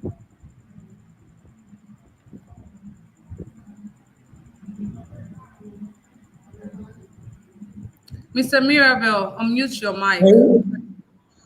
Can you hear me now? I can hear you now. Please go ahead and make your contributions. Good evening to you. Good evening. But Good evening, please, boss. before you do that, are you new here? Is this your first time here, please? Yeah, this is my first time. Oh, thank you so much for being here. Because I was looking at your face, I said, "Oh, I'm not sure I'm Yeah, familiar with this face." Thank you so much for being yeah, here with me. I hope you have yeah, subscribed. welcome. Yeah, I've subscribed. Thank you very much. Do not Welcome. forget to like. Join us every day, Monday to Thursday, 5 p.m. like this, Nigerian time to discuss. Then we usually have our debates every Friday, 6 p.m. Nigerian time. Thank you so much. And our newspaper review Monday to Saturday, 10 a.m. Nigerian time. Thank you so much. Please go ahead and make your contributions. You're welcome. My Where are you pleasure. joining us from? Yeah, actually, I'm in Togo now, right now. I'm Togo. calling from Togo. Yeah. Oh, great. Thank you so much, Mr. Mirabel. Go ahead, Uh, please. Actually, it's just that what's happening in Nigeria now is giving me sleepless night. It bleeds, it makes my heart bleed. I can't imagine we could come this far. Just imagine what's going on and what's happening. Just about a few days ago, where is this state? In Zamfara. Ex-Boko Haram was made a king. Could you imagine that? Why innocent citizens going for their wedding or coming back from wedding are shot dead? What are we fighting for? What are we fighting for? Are you fighting corruption with corruption? It's time we the youth take this country back. Just like Mr. P2B said, we must join politics. And the only way we can join politics is by picking our PVCs and vote for the right candidate. Some have collected money, even though they give you money, you collect the money and eat it. Still vote your conscience. You can't say you're right for just 2,000 or 2,500, then after in the day, then keep staying like that in less 4 to 8 years. It's not proper. I just feel like this is the time we all youths forget about religion, forget about ethnic, forget about where you come from or where you are or what is it. Let's fight for our future. This is our future we are talking about, not about any other thing. It's a shame that you can't even travel with a green passport. Wherever you show a green passport, they will look at you as if you are virus. It doesn't make sense. I used to know that Nigerians go around the world, you know that Nigerians are more brilliant, more intelligent in terms of everything. In terms of everything, academic, whatever you name it, we are sharp. But we can't allow all these old fools, sorry to use this word, it's just that it pains me, all these old fools to ride on us. And I don't blame them, I blame the youths, most of our youths. They give you money to protest against your fellow youth that you are fighting for. Just look at what happened at the EndSARS, where the government were bringing touts with with the government cars. And we saw all those things and still they kept everything on under the carpet. It's not proper. Our parents can't go to the farm these days. Just like my brother said, you go to the farm, you come back, maybe that would be your end. What's going on? So I think it's been a long time looking for this kind of platform, and I thank God I have found one. So I believe this is the platform where we can voice out. Let's voice out and tell them no, enough is enough. This 2023 is a revolution, I believe. It's not a campaign or election. Come what may, come what may. No chance. We are not taking this chance anymore. This is the last chance we have. It's now or never. Nigeria, we need to resurrect that country. It's in our hands. It's left us. Everything is in our hands now. Look at ASUU strike. In ASUU strike, I believe the students they have a body just like the other man mentioned. That's their duty. That's what they are meant for. Rise up, march. They cannot kill everybody at once. If they shoot, let's stand. If they whatever is going on, let's face it. Face it at once and for all. Not like the answers after we've almost gotten victory. They now disbalance us and everybody stand back and relax. Don't look at what is happening at Sri Lanka now. The youth fought and they have everything is now over. They have gained their freedom. We need to fight. This is our time. The youth. We, the youth, it's our time to take back what's ours. They have held it for long. So I believe it's time we move ahead. Let's unite. The whole 36 states, let's unite. Let's have a conference. Every state should have a leader. Let's march up. Let's join force. If they feel they can chase us with military or anything, we give them run. I wish everybody have the kind of mind that I have. Let's give this people run. Something must kill a man. Like a cappella, a comedian will say, if you say we die alive for Nigeria, if we don't die, you know what that means. We are almost there. We are just living, we are ghost walking, we are just living ghosts. So it pains me a lot. Just I would have used some harsh word, but let me just minimize my voice and my words. So let's know and do what's best for us, because it's getting out of hand. Look at Ghana. Ghana, that was what they did. They took over, the youth stand and took over the country. And now Ghana is what it is. We used to say Ghana must go. These days now it's Nigeria must go. Vice is the case. So let's. Why not? Are you? Hello? Can you hear me? Yes, we can hear you. Please go ahead, Mr. Miracle. Yeah. So I believe it's time for the youth to march up, just like we marched during the EndSARS. That was why I left, because it pains me after fighting all those things. Still, everything just was swept under the carpet. You see now, before the election, and they bring out something, maybe they bring out Big Brother Africa or another thing just to distract the youth, which is not normal. Let's focus. This is the right time. If we miss this target, I don't think we'll get it again. Because we have the right candidate, everybody's under him. They will try to do all manner of things, just like they're kicking against, just like PDP is kicking against APC and APC, that they should be, that court should disqualify them. Because they're under pressure. They know that it's nothing for them this time around.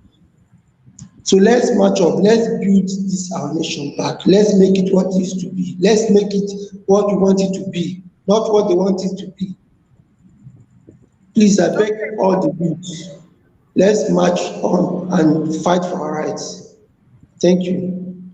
All right. Thank you so much, Mr. Mirabel. Thank you for that contribution. I'm going to come back to you shortly. So sorry, guys. You know, when Mr. Mirabel was talking, something came to. I received a message. I'm going to play that video for you guys. This is as a result of what people have been saying, that those bishops or pastors, they were actually rented. Some people are taking time out to actually go there and try to get an interview from these people to confirm if they are actually rented or not. So guys, take a look at this video before I move straight to the next person. Sir? No. Why not? Are you scared? No, what I'm saying is, are you scared of talking to Nigerians while you are here? Don't you have anything to say to Nigerians? Can't you? You don't have anything to say to Nigerians while you are here as religious, as Christians? Nothing. Sir, you don't have anything to say, sir.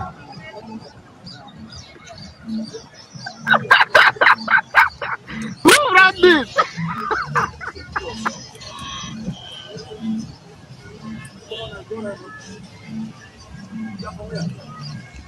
From the media, you can't talk to media. Which media? From the Whistler newspaper. That's wrong. That's can you tell Nigerians why you are here as Christian leaders? Christian leaders. Okay, guys, that is that about that. You can literally see that these guys are not willing to grant any interview. I think this confirms some messages that some people have been saying, that these guys are actually rented. But if they are rented, To what end? What do they stand to gain to rent people to actually pose as Christian leaders? What do they hope to gain, guys? It's just, like Mr. Kennedy would say, Federal Republic of Comedy. It's just terrible. Anyways, I'm going to go straight to the next person I have here. Mr. Miracle, thank you once again for joining us. I appreciate you being here. And to Mr. Chris also, thank you so much for joining us. I appreciate you for being here. I'm going to go straight to the next person I have here, which is Patriotic Nigerian. Patriotic Nigerian, thank you so much for joining me. Please unmute yourself and introduce yourself and make your contributions. Oh, thank you very much. My name is Ed. I'm joining you guys from the United States. I just Okay. joined, so I actually do not know what topic is on the table for conversation now. So if you don't mind. Okay.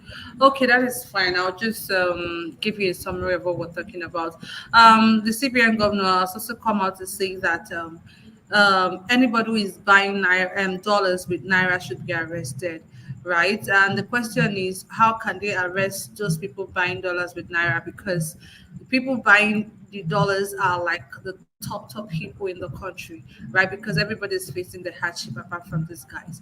So he's saying that doing this would help strengthen the naira. So my question is, do you think that act would help strengthen the naira? And we're also talking about the ASUU. Some people are saying that the ASUU are being selfish, that monies are being dispersed year annually to them. What are they doing with the monies? Are they being utilized? And things like that. President Muhammadu Buhari also gave the Minister of Finance an ultimatum of 2 weeks to make sure he sorts Minister of Education, excuse me, to sort out the issue. But then Senator Shehu Sani came out to say that Buhari shouldn't have done that. He's the president and he could have just instructed the Minister of Finance to disburse cash for this issue to be sorted out once and for all. And we also have the pictures and the videos of the said bishop that were present at the unveiling of the running mate of APC, Kashim Shetima. And some people came out to say that those guys are actually rented, that they are not real. I just came across the video right now and I played it for you guys to see. So my question on that particular one is, if they are actually rented, what do they stand to gain? What do they stand to gain for this being rented? Yeah, thank you so much. I think I'll start with the last one. That's quite a no-brainer. If they are rented, it means, you know, they stand to gain some money for it. Obviously, that's business to them. Right now, Just I'm not talking about the rented bishops. I'm talking about the government that rented them now, because this is the APC unveiling of Kashim Shettima as the running mate. My question is, if these guys are actually rented, what does the government stand to gain from doing for involving in such an act? oh, yeah, by the government you mean the ruling party APC, right? Yeah. Yeah, so I guess it's just a way of swaying opinions and also giving these you know um, painting this picture of, okay, some Christians are on board with what we are doing, so it's Okay. not as bad as you think. So I Okay. think it's just a way of social engineering the Christian community to feel like, okay, maybe we're just making a huge hoopla out of something that's not really that important. So after all, oh, there are Christians who also do not think the way we are thinking about this particular thing. So it's a strategy which is kind of a childish strategy, because the umbrella body of Christians in Nigeria already has a stance concerning this issue. So I don't know how a few um, no-name bishops, in quotes, can sway the minds of Christians who already have their minds made up concerning the ticket that's been flown by the APC. So I just feel like it's an effort and futility for those whose minds are already made up. And it doesn't even have to be the issue of the Muslim ticket, which I find very nauseating considering the current state of Nigeria. it's the fact that Tinubu himself is not so much of a sellable candidate. You know, the Muslim ticket just shows the level of desperation of Tinubu. So whether or not, whether or not Tinubu had come out, sorry, with a Muslim or a Christian candidate, for someone like me, my mind has already been made up that if I were to vote, there's no way my vote is going to Tinubu. You know, so but that aside, I think it's a very, I mean, sometimes the way our politicians think, it just shows us what they really think about us. The kind of things they present in public shows how foolish they think the average Nigerian is, that will be swayed by 4 or 5 no-name bishops. So that's for that question. The other question is about dollars. I think the CBN governor is a bit late to the party. It's this is an initiative that should have been put forward like about 3 months ago. We saw how the electoral process was dollarized. You know how dollars was just like, it took the place of the naira in our politics just a few months ago. So I don't know why the CBN governor thought this was the best time to, you know, come back to that issue of dollar actually depressing our naira. Um, I mean, yes, it's good that our naira be protected, but it's hypocritical and it's a bit too late to be doing that now.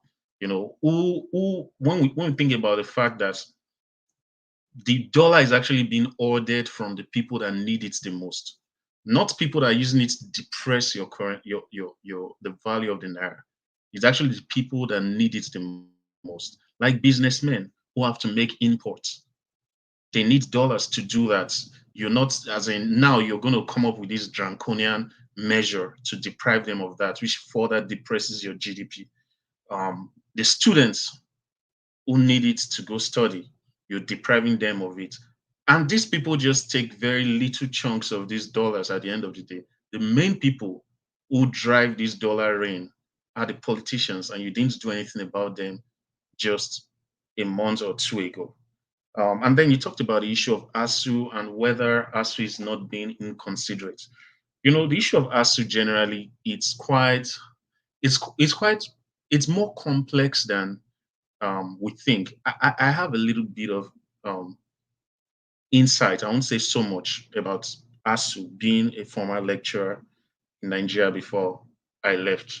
Um, the fact is that the model of university funding that we have in Nigeria is not sustainable. One, it doesn't incentivize, um, you know, efficiency or effectiveness on the side of the lecturers. Yes, these demands were made in the previous governments, but when you have to think of the fact that the education of the youth of Nigeria is being, you know, upended because of this kind of issue, it just puts you in a very tight situation, whether you're on the government side or on the ASU side. I think a good way to go about this um, is to maybe pay a large chunk of the money. And when I say pay, it shouldn't just be in paying salaries and all of that. The government needs to really invest in university infrastructure. I mean, infrastructure in all tertiary institutions of Nigeria. And, you know, one way they could do going forward is, you know, to come up with a system that that is based on performance. Let me put it that way. Because to be honest, I understand the way the lecturer job was before I left Nigeria, where it seems like people were just happy to get the job, but they're not being very productive, in quotes. Whereas in the United States, for example, it is the output of research that drives the economy. When you see what is being done in the technology of America, it starts from research labs in the university. And that's where it still goes back to the government. You have to create that environment, that infrastructure, that will incentivize that. But beyond that, there's the need to also bring in private, entities to support what is going on in the universities. In the United States, for example, companies invest a lot into research. So that's why their research is very practical. So there's a lot of work to be done on the side of the federal government. There's also some work to be done on the lecturers. I won't accuse them of being greedy, because the truth is those were contracts that were signed. But when you think about the weight of those contracts and how much it might involve to offset those issues totally, I feel like there might be needs to rethink the way universities are being funded in Nigeria. But having said that, as much as I think that that's a lot of money that's going to go into placating university lecturers, when I also think about the amount of money that politicians waste, I feel like the lecturers are justified to, make their claims. So now to the last, I think I've touched on all the topics. Is there any other one that you need me to touch on? Yes, let me just quickly ask you this before I let you go. VP, the Vice President of the Federal Republic of Nigeria, Yemi Osibanjo, currently underwent a surgery in Nigeria. Some people are saying that, come on, I beg, it's just a toe surgery. Make a hear what. Why some other people are saying at least it's a good start. It's setting an example. What do you think about that? He underwent a surgery here in Nigeria. I don't know. I mean, it just tells you how bad our system is, that there should be a lot of fanfare about a public servant of that status um, getting medical care in his own country. And we are really applauding him and all of that. But having said that, I'm actually one of the greatest critics of Osibanjo, knowing that he was the poster boy for this current dispensation of the Nigerian government. It was the one that was used to sell Buhari to a lot of people. But I believe that Osibanjo is a good person innately. I believe he's a decent human being. My only grasp with him was that, you shouldn't have found yourself in the company of these wolves. It tells a little bit of your character if you don't choose your companions very well. And considering the fact that he was used to sell the tickets, that's my only grasp with him. But having said that, I think Osibanjo, I mean, apart from Peter Obi, who's like the man of the moment, who I support, I feel Osibanjo would have been a good president if he could have separated himself from, his benefactors, the Tinubus of this life, and all those people in the APC machinery. And I'm so happy that he did not win the APC ticket, because that would have also divided the votes of those of us that are progressive minded. Now be caught between Osibanjo and Peter Obi, and then a lot of dynamics comes into it: his church, his ethnicity, and all of that. So, but I feel like there's a place in the future for someone like Yemi Osibanjo, but I don't know how well Nigerians are willing to forgive him for being part of this very disastrous government.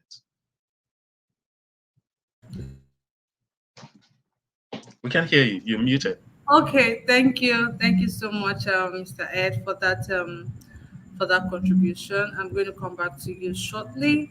We have Omoye's Corner right here. Omoye's Corner. Yay! Finally. Oh my goodness. How are you, Kashi? I'm doing well, thank you. That is awesome. Awesome. Awesome.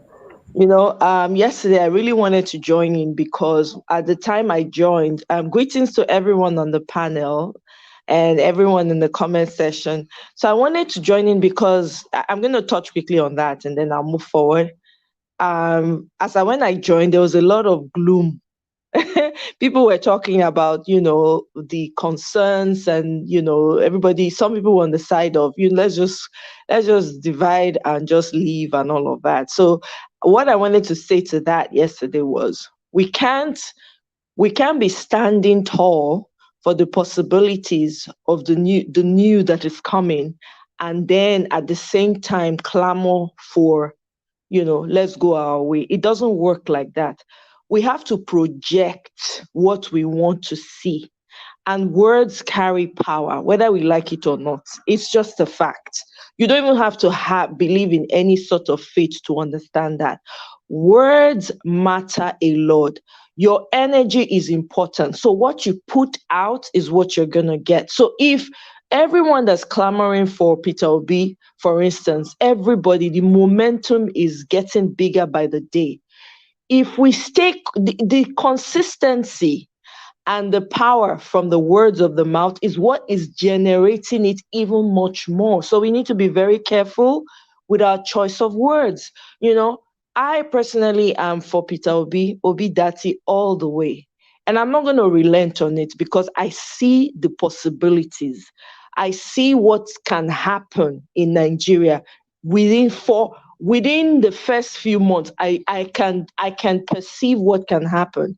So I want to encourage each and every one of us. Let's keep that in mind when we're speaking about our country. We love Nigeria. Everyone that takes the time to come on this platform is from a place of love, because you understand that that's the only place we have. There's no other. If they say everybody come and go back now, that's where you're going to go to. That's the first, unless you're from another place, but that's the first place you're going to run to. So let's all come together in thoughts, in mind, and in our words, and put out the right energy. One good thought can dissipate a lot of negativity that is put out. If someone is saying something, wishing something terrible on another person, your thoughts, the power of your thought can eliminate that, you know? So if you don't understand that concept, you would say, I beg, what is this one talking about? But it is a fact. Even if you do it in your life, you will know.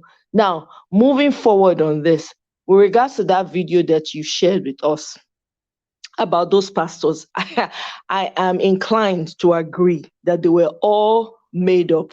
Some of those people look like people from the north. They look like people, all those people that they picked up and just gave them uniform. Come and come and represent us. It is so obvious. It is so clear. You see, I would not have a problem with Nigeria having, a lot of people would not have a problem with Nigeria having a Muslim ticket or a Christian ticket if we were there, but we're not there. Let's not deceive ourselves. We're even still fighting tribally within ourselves. Everybody that's clamoring for let's divide. When you divide, the problems will not go away. They'll be there. Because that's when you remember that, that person should be in their village. They used to do things like this. I beg, let's divide them. No, they are not part of us. It goes on and on. Let's not deceive ourselves. We either come together and fix this, or we continue to suffer and have children and be bringing them into very terrible situations. If we're not even thinking about ourselves, let's for once think about the future. Let's for once think about our children.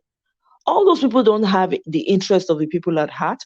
How can you be in a country, you say you're coming out to run, to lead the people? Nobody even hears you speak. You don't even talk about what you're going to do for the people. You don't even come out to empathize with the situation on ground. You don't come out and say, hey, this is the reason why I want you guys to elect me, because I can, at least eliminate this whole thing that's going on. I can take care of it. I can make sure. Nothing. You're just going around. It's almost like whatever they say, I beg you, we know how we're going to do it, and ignore all these people. If they keep doing that, it's just showing everybody exactly where they stand. We said Buhari wasn't coming out to talk to us. Now, we will not even be seeing anybody, because we'll be seeing them in France. In fact, they would create a television station in France, and they will be talking to us from there. No, it's true. They will even be speaking French. They will hire people with your money to be speaking French to you, and somebody will translate that. They will pay. You will not see before you were even seeing trickles. Now we forget. Just forget. You understand? It's very disheartening when you watch the Nigerian news and you see the slaughter of your people. It does not matter where you come from. Blood flows in your veins. There's no way you're not going to feel it. There's no way, because whether we like it or not, we're all interconnected. We're energies. We're interconnected. So if you think that, Kukuma concern me, it's only happening here, it's only happening there, you're just doing yourself. Now, this brings me to the governors. Why elect somebody who is not empathetic to your situation? Even if you do elect someone and you see that the situation in your state is getting worse, is it not time for you to all come together and say, you surround the man's office and say, we now or never? You can't do it. You're not capable. Come out, make another person take over. It's that simple. Sometimes I wonder for the way we are docile. And I understand. I grew up in Nigeria, so I understand. But even then, I followed Aluta Continua for school now. We march, we shout in the 90s. We were one of those that were pushing for the change. I went through ASUU strike. We were home for almost 6 months. I understand it, but we cannot, even that time when we do, so another time we go the riot pass. Do you understand? So if somebody is not working for you, you have to, somebody said, all die and die. To be honest with you, because, okay, what is this? The situation now is even worse, because now they're even walking through people's doors and just taking people's lives. And we're just continuing life as though nothing is happening. Do you know what the blood of one person is? Do you understand how deep the blood runs? People don't understand the number of lives, the number of people that have been slaughtered in that country. And we will just carry on like say it's normal, next. Hey, I don't know. I really don't understand it, but I'm going to put that aside. But I'm just saying, what are the governors, the governor of your state, in a situation like this? Everybody went, including the grandmama, everybody go. The whole place, they go surround the governor office. That's what needs to be happening right now, because there's no time anymore for sentiments. There's no time. The governor's children are not in the same place. His family is not there. You surround him. That's the person you can hold. What of our obas? What of our monarchs? What are they doing? Maybe they say African magic, African juju. They go fit collect your pay person 1,000. Your person go give you one something wrapped in apple. You call the person 3 times, and something go happen. Where all those power? Because they be saying they get tough. People, when I say I'm from Edo State, people used to laugh at me back then. I say, Edo, I dey fear now, una medicine na jim. Where the medicine? I dey wait, because I don't understand. What about the Oba? He has a voice. If you don't have anybody to rule over, who will you rule over? If everybody is slaughtered, you can't pretend and close your ear as though it's not happening. I don't know if he's doing anything. Me, I'm just speaking generally. I respect the Oba Atokbe, right? I respect him. But I'm just saying now, this is a time. This is a time to stand up and stand firm. You cannot talk from all sides of your mouth anymore. You need to stand. Where are you standing? Are you standing for your people, or what exactly is going on? All the medicine men, all the powerful medicine men, the juju men, where are they? Are they not citizens of the country as well? Are they going to fold their hands and watch their society crumble? Who will they be doing medicine for? If everybody is slaughtered, who will they be doing medicine for? Me, I hear people traveling from Obodo, going to different African countries to go and collect medicine. Where we they? What did they happen? People when they sabi that walk, people when they sabi the road, what did they happen? Why can't they use the power for good for once? And then you mentioned the Osibanjo. Me, I don't know much about the man. I'm not going to sit here and lie, because I really I was tuned out completely about Nigerian politics. It was Peter Obi that brought me out. I didn't used to have all this energy for Nigerian politics before. I just shut down. But after seeing hope came, all of a sudden, if I had hope, I say, wow, let me make sure that I do my part to make sure this man is elected. Osibanjo, he has not made any impact. I'm sorry, I don't know him personally, but if to say make impact, at least we go to hear once in a while, once, but nothing. Christian don't mean anything, because if you see, say the person when you they follow, no, they do and well, at least speak up. If you know if you speak up, resign. Say, okay, I no do again. My hand no did this. So that I no go suffer where I no go get a running stomach for waiting I not chop. So I don't want to be a part of it. Why don't people do that? If you want to keep your integrity, keep that integrity to the finish. You claim you're a Christian. Do you really understand what being a Christian is? It's not by mouth. There are times where you have to make difficult decisions for your people, for someone else, not even for you. You lay your life down for other people. All these people are Christian for mouth. I beg you. What did you do for your people? What did you do? Can anybody stand up and say, this is what this man did? This is his legacy? He might be a fantastic man. No, me, I'm just saying my own. Like I said, I don't know much about him, but I did not hear anything. I have not seen anything that this man has done to impact. If you know that you're in a party where you feel like you're strapped, you can't talk, your hands are tied, why don't you walk away? People, walk away.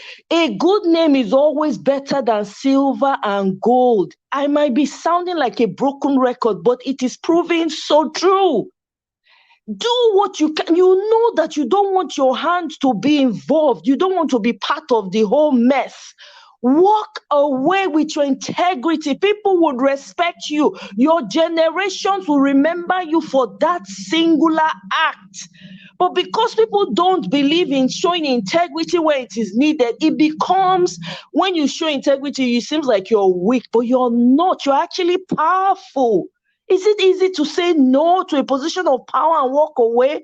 And yeah, it is not that easy, but if you understand what it means to have a good name and what it means to have integrity, you will not stand for evil under you forever and ever. People will say, but Osibanjo was VP. What did he do? That's what people are going to be asking. That's what people are going to be asking. APC has proven that they don't care about you. They don't care whether you like it or not. That's who they want to choose. So go and hug Transformer. They're not send you message. That's what they've boldly come to show you. So you have to show them on election day that, okay, you do your own, Abi, no problem. That's why I don't know this argument of, Christian must say, really, now quiet movement. You go just, okay, you have chosen, no wahala, now your VP be that one. Okay, no problem now. You go and show them Pepe with your votes. It's simple. Your vote matters. Your vote carries weight. Your life literally depends on your vote.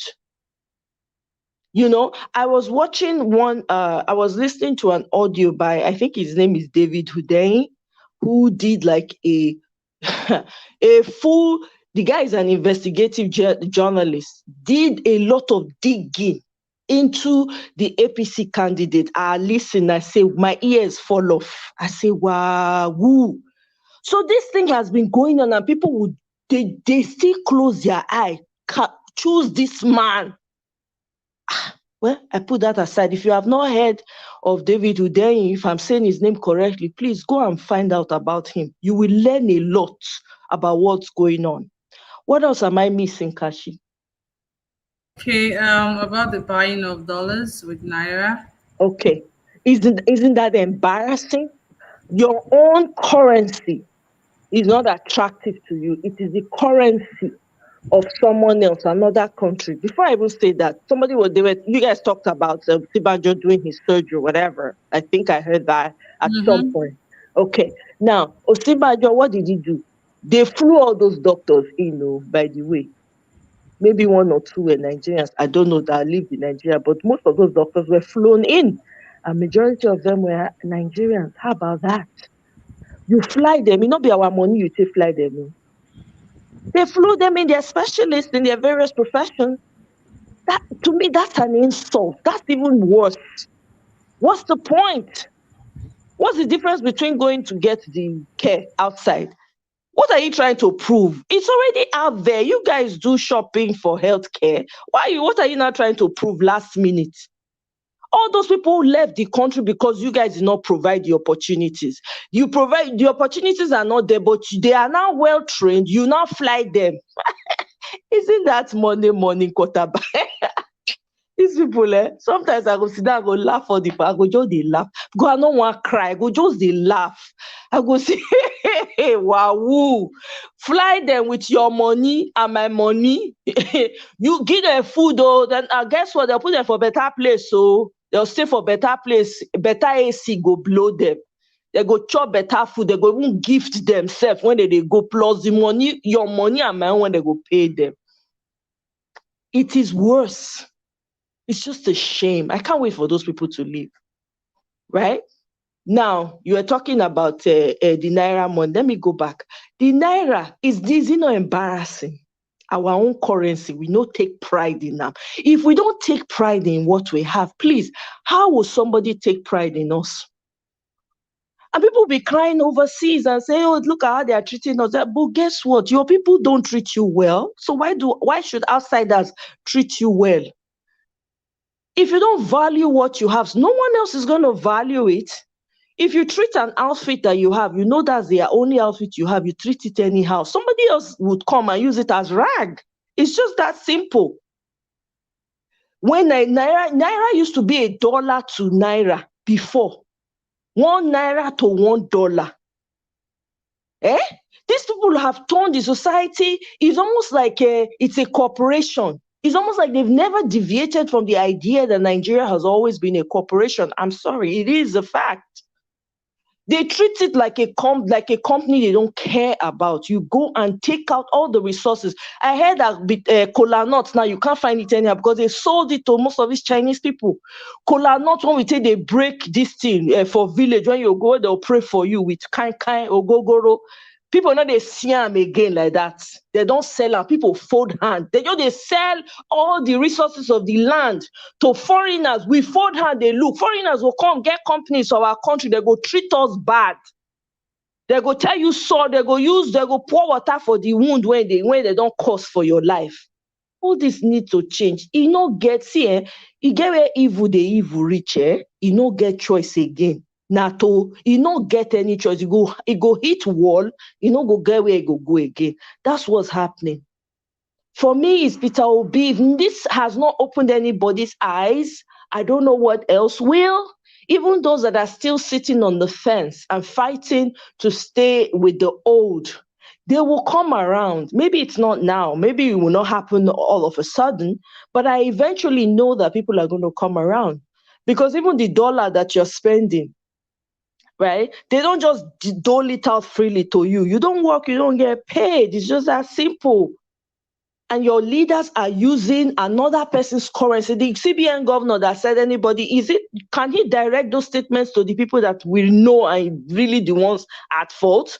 Can he start arresting them now? That's what I want to see. It's easy to come out because now the small common man when they try to pay school fees for the children when they manage, save money, life savings, they go school for outside the country, now they go suffer.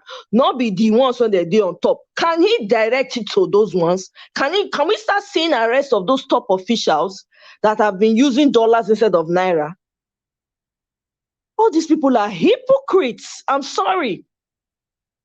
But me, I know whether they like them or not, whether they say or they do not say, it's Peter Obi all the way. He's the only one that makes sense out of all of them. It's not as if the man is a fantastic fellow. He even said it himself. He's not perfect. Nobody is perfect. But he has the interest of the ordinary person at heart. That's all I care about. People are no longer safe. People are literally walking into people's homes and doing harm without fear. When did you ever hear this in Nigeria? When? Even as he bad reached that time, it no ever be like this. And I would say, for every state that these things are happening, can the people, Lord, with their hunger, with their annoyance, take it to their government office? All this far talk, distance talk, go to your rally people, mokuna march, go there. How many police they want call? Within how many minutes? The same police, all the police when they surrounded, then they feel the suffering. The heat, now they touch them. Some of them, they lose their lives anyhow. What did they do for their families? You rally people and bring down the government house. Hold your governors accountable. That's who you can reach. When you hold them accountable, every other person go, they learn. We not just need they do those side every time. Come on. Anyway, I bet man not going to talk past myself. I rest here. But Peter will be all the way. All the way. Thank you very much, Thank you Kashi. so much. Oh my yes, corner. In fact, Mr. Ed was already asking us, how is it possible for oh my yes to just switch from Yankee English to Pidgin English? Bro, that's what we do. That's how we roll on this channel. Yes, Okay. Oh my God, Connor, thank you so much for that and amazing submission. I want to say thank you to Liz and Oro. I hope I got your surname correctly. Thank you for the super chat, for the super sticker. God bless you. God bless you. God bless you. Guys, do not forget to click on the $ right on the comment section to your right. Click on it and support us with anything you can. And if you're yet to like and share this broadcast, please like. Thank you so much. I want to say thank you to everybody on the comment section, Mr. Let Go, Mr. Chooks, West, Mr. Ed, Omoyes Corner, Mr. Tiobala, Engineer Ken, everybody that joined us today. Miracle Bush, it was new. Thank you. Oh, he's new. Thank you, Miracle Bush. Mr. Chris was also here today. Thank you so much, Mr. Chris. Everybody, to my amazing viewers, everybody watching us right now, I always say you guys have a special place in my heart. Thank you all so much. I appreciate you guys. I appreciate you, my wonderful panelists. I'm going to take time out to acknowledge everybody on the comment section. I can see the finest of them all. Irene Finest, thank you so much for being here. Mommy of all mommies, Mommy Diaspora, thank you so much. Johnson Emmanuel, always looking for trouble on the comment section. Mr. Johnson, thank you so much for being here. Oge Oliha, thank you so much. Naomi Bella, thank you so much for being here. I appreciate you. Thank you. I can see Esosa right there. Esosa, thank you so much for being here. Omuka Ebuka Collins Ebuka, I see you right there. Thank you so much for being here. I appreciate you. I can see Kelvin Andrew. Mr. Kelvin, thank you so much. Make una they like this broadcast and they share them. So they hear una like this, I beg. Make una help us like this our broadcast and share it. Thank you so much. Thank you again, and thank you again to Liz and her for that contribution. I can see Tim Chang. So sorry, I can't exactly pronounce your name, but Tim Chang T, thank you so much, for being here with me. Thank you. I appreciate all of you, everybody that commented. Nina Dims, thank you so much for being here. Edo Lights Watch, thank you so much. I can see James Morgan right there. I can see Omoyes Corner right there in the comment section. I see you guys. I see all of you. Thank you guys. Eric Imade, Maki Rabo. Thank you so much for being here. I appreciate you guys. God bless you. May the Almighty continue to guide and protect every one of us. But before I let you guys go, I'm going to give my amazing panelists a minute to round up on everything that we've talked about today. And I'm going to start with Mr. Let Go. Mr. Let Go, please. Thank you so much, Kachi, again, for this wonderful opportunity. My fellow Nigerians, all has been said. Mr. Lex, lay it on the floor. And what I have to say is this. Nigeria has to be alive to vote in 2023. Our parents, our brothers, our sisters, our friends, they have to be alive for them to see 2023. Our government, our land has been taken over by Fulani herdsmen, the terrorists. They are killing our people on a daily basis. Wherever you are, I know, hoping to vote for Labour Party is when you are alive to see 2023 before you can vote. If you are not alive, you are not going to vote. So for you to be alive, you have to protect yourself. And how are you going to do it? Get ammunition to guide yourself. Whatever kind of ammunition you can be able to get. Whoever you know, tell them to get one for you. Defend yourself, because the Boko Haram are coming into our houses now to rape our parents, to rape our sisters, to kill us. And nothing is being done. The government know it. If we protest, where are we going to see these governors? Governor of Imo State is moving with more than 250 vehicles. He's in Abuja, ruling Imo State. I don't know about Edo State. So you're not going to reach them. but they will be there sending this Boko Haram military to come and kill our parents. So get gun, get anything you can get to defend yourself while waiting for 2023. 2023 is still too far. You have to be alive to vote in 2023. Vote for Labour Party. Go and get a PVC. By God's grace, we shall be alive. Continue to pray for Nigeria. Thank All you. right. Thank you very much, Mr. Let Go. Evans, I forgot to mention your name. I see you right there. Thank you so much, Evans, for being here. Guys, I'm just getting more notifications on my phone over this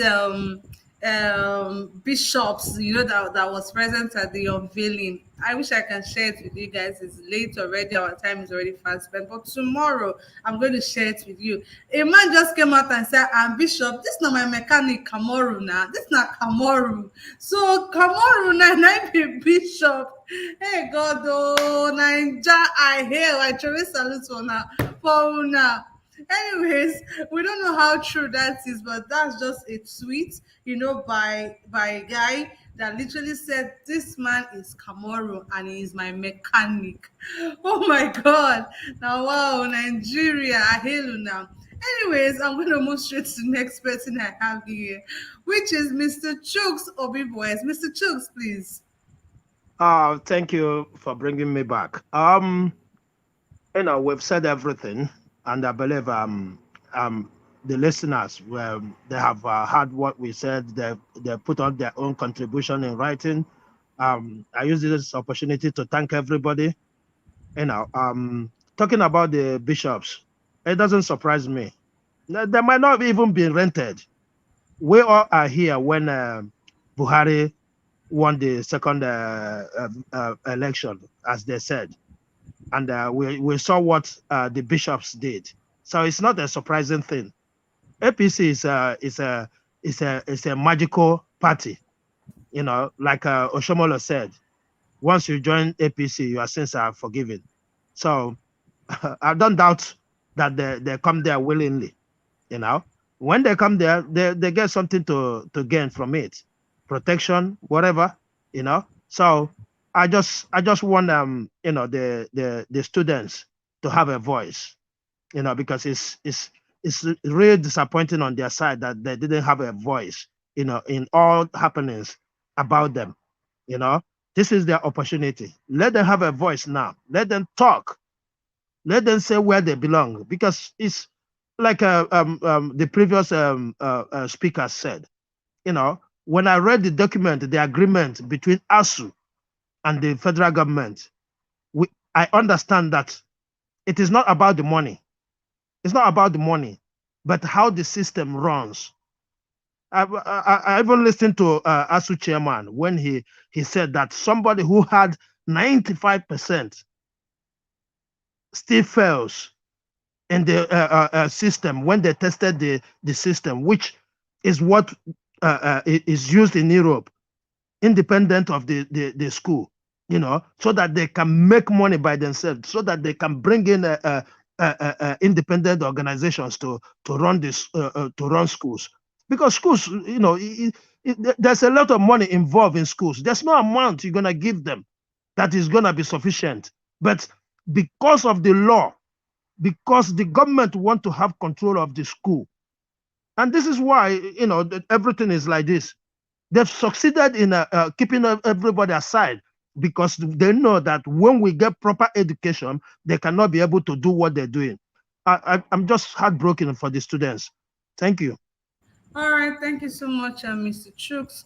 But I think Nigerian youth are, they're traumatized, and also they came out sometime to protest, and I think they did. We saw pictures and videos of them actually protesting over the ASUU strike. Okay, that being said, I'm going to go straight to the next person I have here, which is Mr. Ed, aka Patriotic Nigerian. Okay, Mr. Ed, you're up next, please. All right, thank you. For a moment, for a minute, I was a bit confused. I know my name here is Patriotic Nigerian, but my name is actually Ed. So my only submission at this point is just that people should keep pushing I know life is very tough in Nigeria. Keep pushing. I think there's light in the horizon. Um, I'll go a little bit religious here. There are two instances in the Bible. The first one was the case of Elijah, who actually thought that he was the only one who was upright in Israel. And God told him there are 700 other prophets who have not bowed to Baal.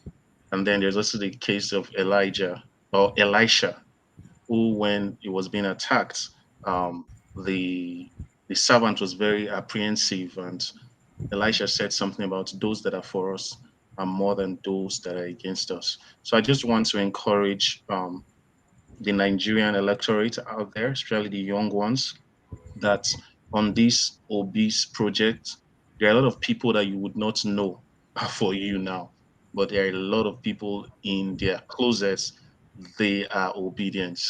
You might think of them as just being APC members, PDP members. I'm glad that some of them are coming out. A PDP congressman representing Edo Central, Sajos Ogun, recently came out to say he's an obedient. Our governor, by his body language, you might want to even think that he's someone that's very open to an OB presidency. So when people keep talking about structure, people keep talking about what does he know? Who does he have? Again, let me just quickly say this: those that are for us are more than those that are against us. So just keep pushing, Okay. and we'll get to better Nigeria. Wow. Powerful right there. Thank you so much, Mr. Patriotic Nigeria. Thank you for that amazing submission. Mr. Tiobala, please, you're up next. Thank you so much. I was here before when Yeah, you left. the tension was too much, so I have to let the people Oh, say their mind. It's okay. I don't really have much to contribute. It just the touch on what you really shared today is really amazing. Thank you for your good work. Regarding the CBN policy, I think Peter Obi have a very good policy on that. So he's going to do well when it comes to that. So he has said so many things regarding people spending dollars, buying dollars, keeping dollars for people, away from a legitimate user. So it's rather so unfortunate. It's so unfortunate now that the CBN just coming out now, start making one or two policies. But it should make those policies to affect everyone, not just targeting the poor masses. So having said that, regarding the ASUU strike, I think president know what to do. He know the right direction to take. He should try as much as he can to release the money for the ASUU people. So right, also for the VP treatment, like I said before, I think it's the right step in the right direction. People might see it in a different way. Fine. It's so unfortunate that this Yemi Osibanjo find himself in these evil politicians. I also blame him for not resigning his position or not talking out or saying one or two things. But I would have loved it if APC have not done evil by giving out their ticket to unqualified individual. If they are giving it to Osibajo, it will be a different ball game now. We have not at least we are having Peter Obi and Osibajo to contest for the position. But it's so unfortunate that the money bags have taken over the place. These are men with vision, despite the fact that he is in this government. He's part of those who have brought us to where we are today. But at least to some extent, he still has some good character and other thing to reckon with. That's just the fact, you know. okay. And regarding in Tinubu desperation with the video of all those bishop and all that, I totally agree with Omoye when he said Tinubu can as well go to France and start running us. It's possible. He can go and sleep in France, started making policies and all that. Because if Tinubu can hire thugs during 2019 election, what can at least if he can hire delegates, hire aspirants to win primary, if Tinubu can hire all those things, can rent this, what would Tinubu not do? So people are now saying now what Tinubu cannot hire does not exist. It's so unfortunate that we are having such a presidential candidate. But all I just want to urge each and every one is for us to just remain calm and work towards achieving a better goal. That's just a simple truth. We may have one or two distractions, but the truth of the matter is that the desperation of Asuwaju is so clear that he just want to use every means to get this election or to win this election. It's clear. Why can't you go and rent a cloud, whether a bishop or whatever you call them? So it's so unfortunate. What kind of desperation is that? You are not even appearing to the media. You are not even saying anything. You just remain mute. Is it the kind of presidency you want? Please, we just have to keep moving, as in moving towards the right direction. Like the last speaker said, the people that are with us are more that are against us. So we still need to talk more on that. And we also have to, like yesterday, so many things, or is it yesterday or the day before yesterday? Uh, Yesterday. yeah, when when they were discussing when Peter Obi went to meet Obasanjo and other statements, Okay, people were that was two angry. days ago. As in, imagine if all those people were with Atiku or were with Tinubu, it would have been a different story. See all this after they have destroyed Nigeria. Instead of them to come and join Peter Obi now, to repair Nigeria, they don't join Peter Obi. Now Peter Obi now went to meet those people, consult. Despite the fact that we know they've destroyed the country, but they are making a mess to repair it. It's a good step in the right direction.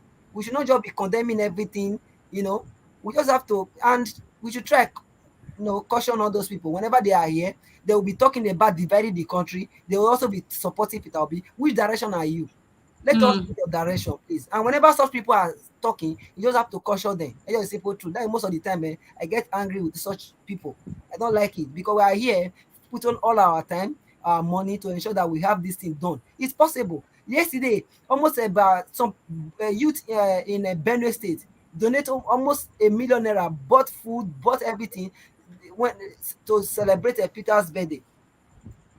People are doing underground work with their personal money. We should not be here talking about division.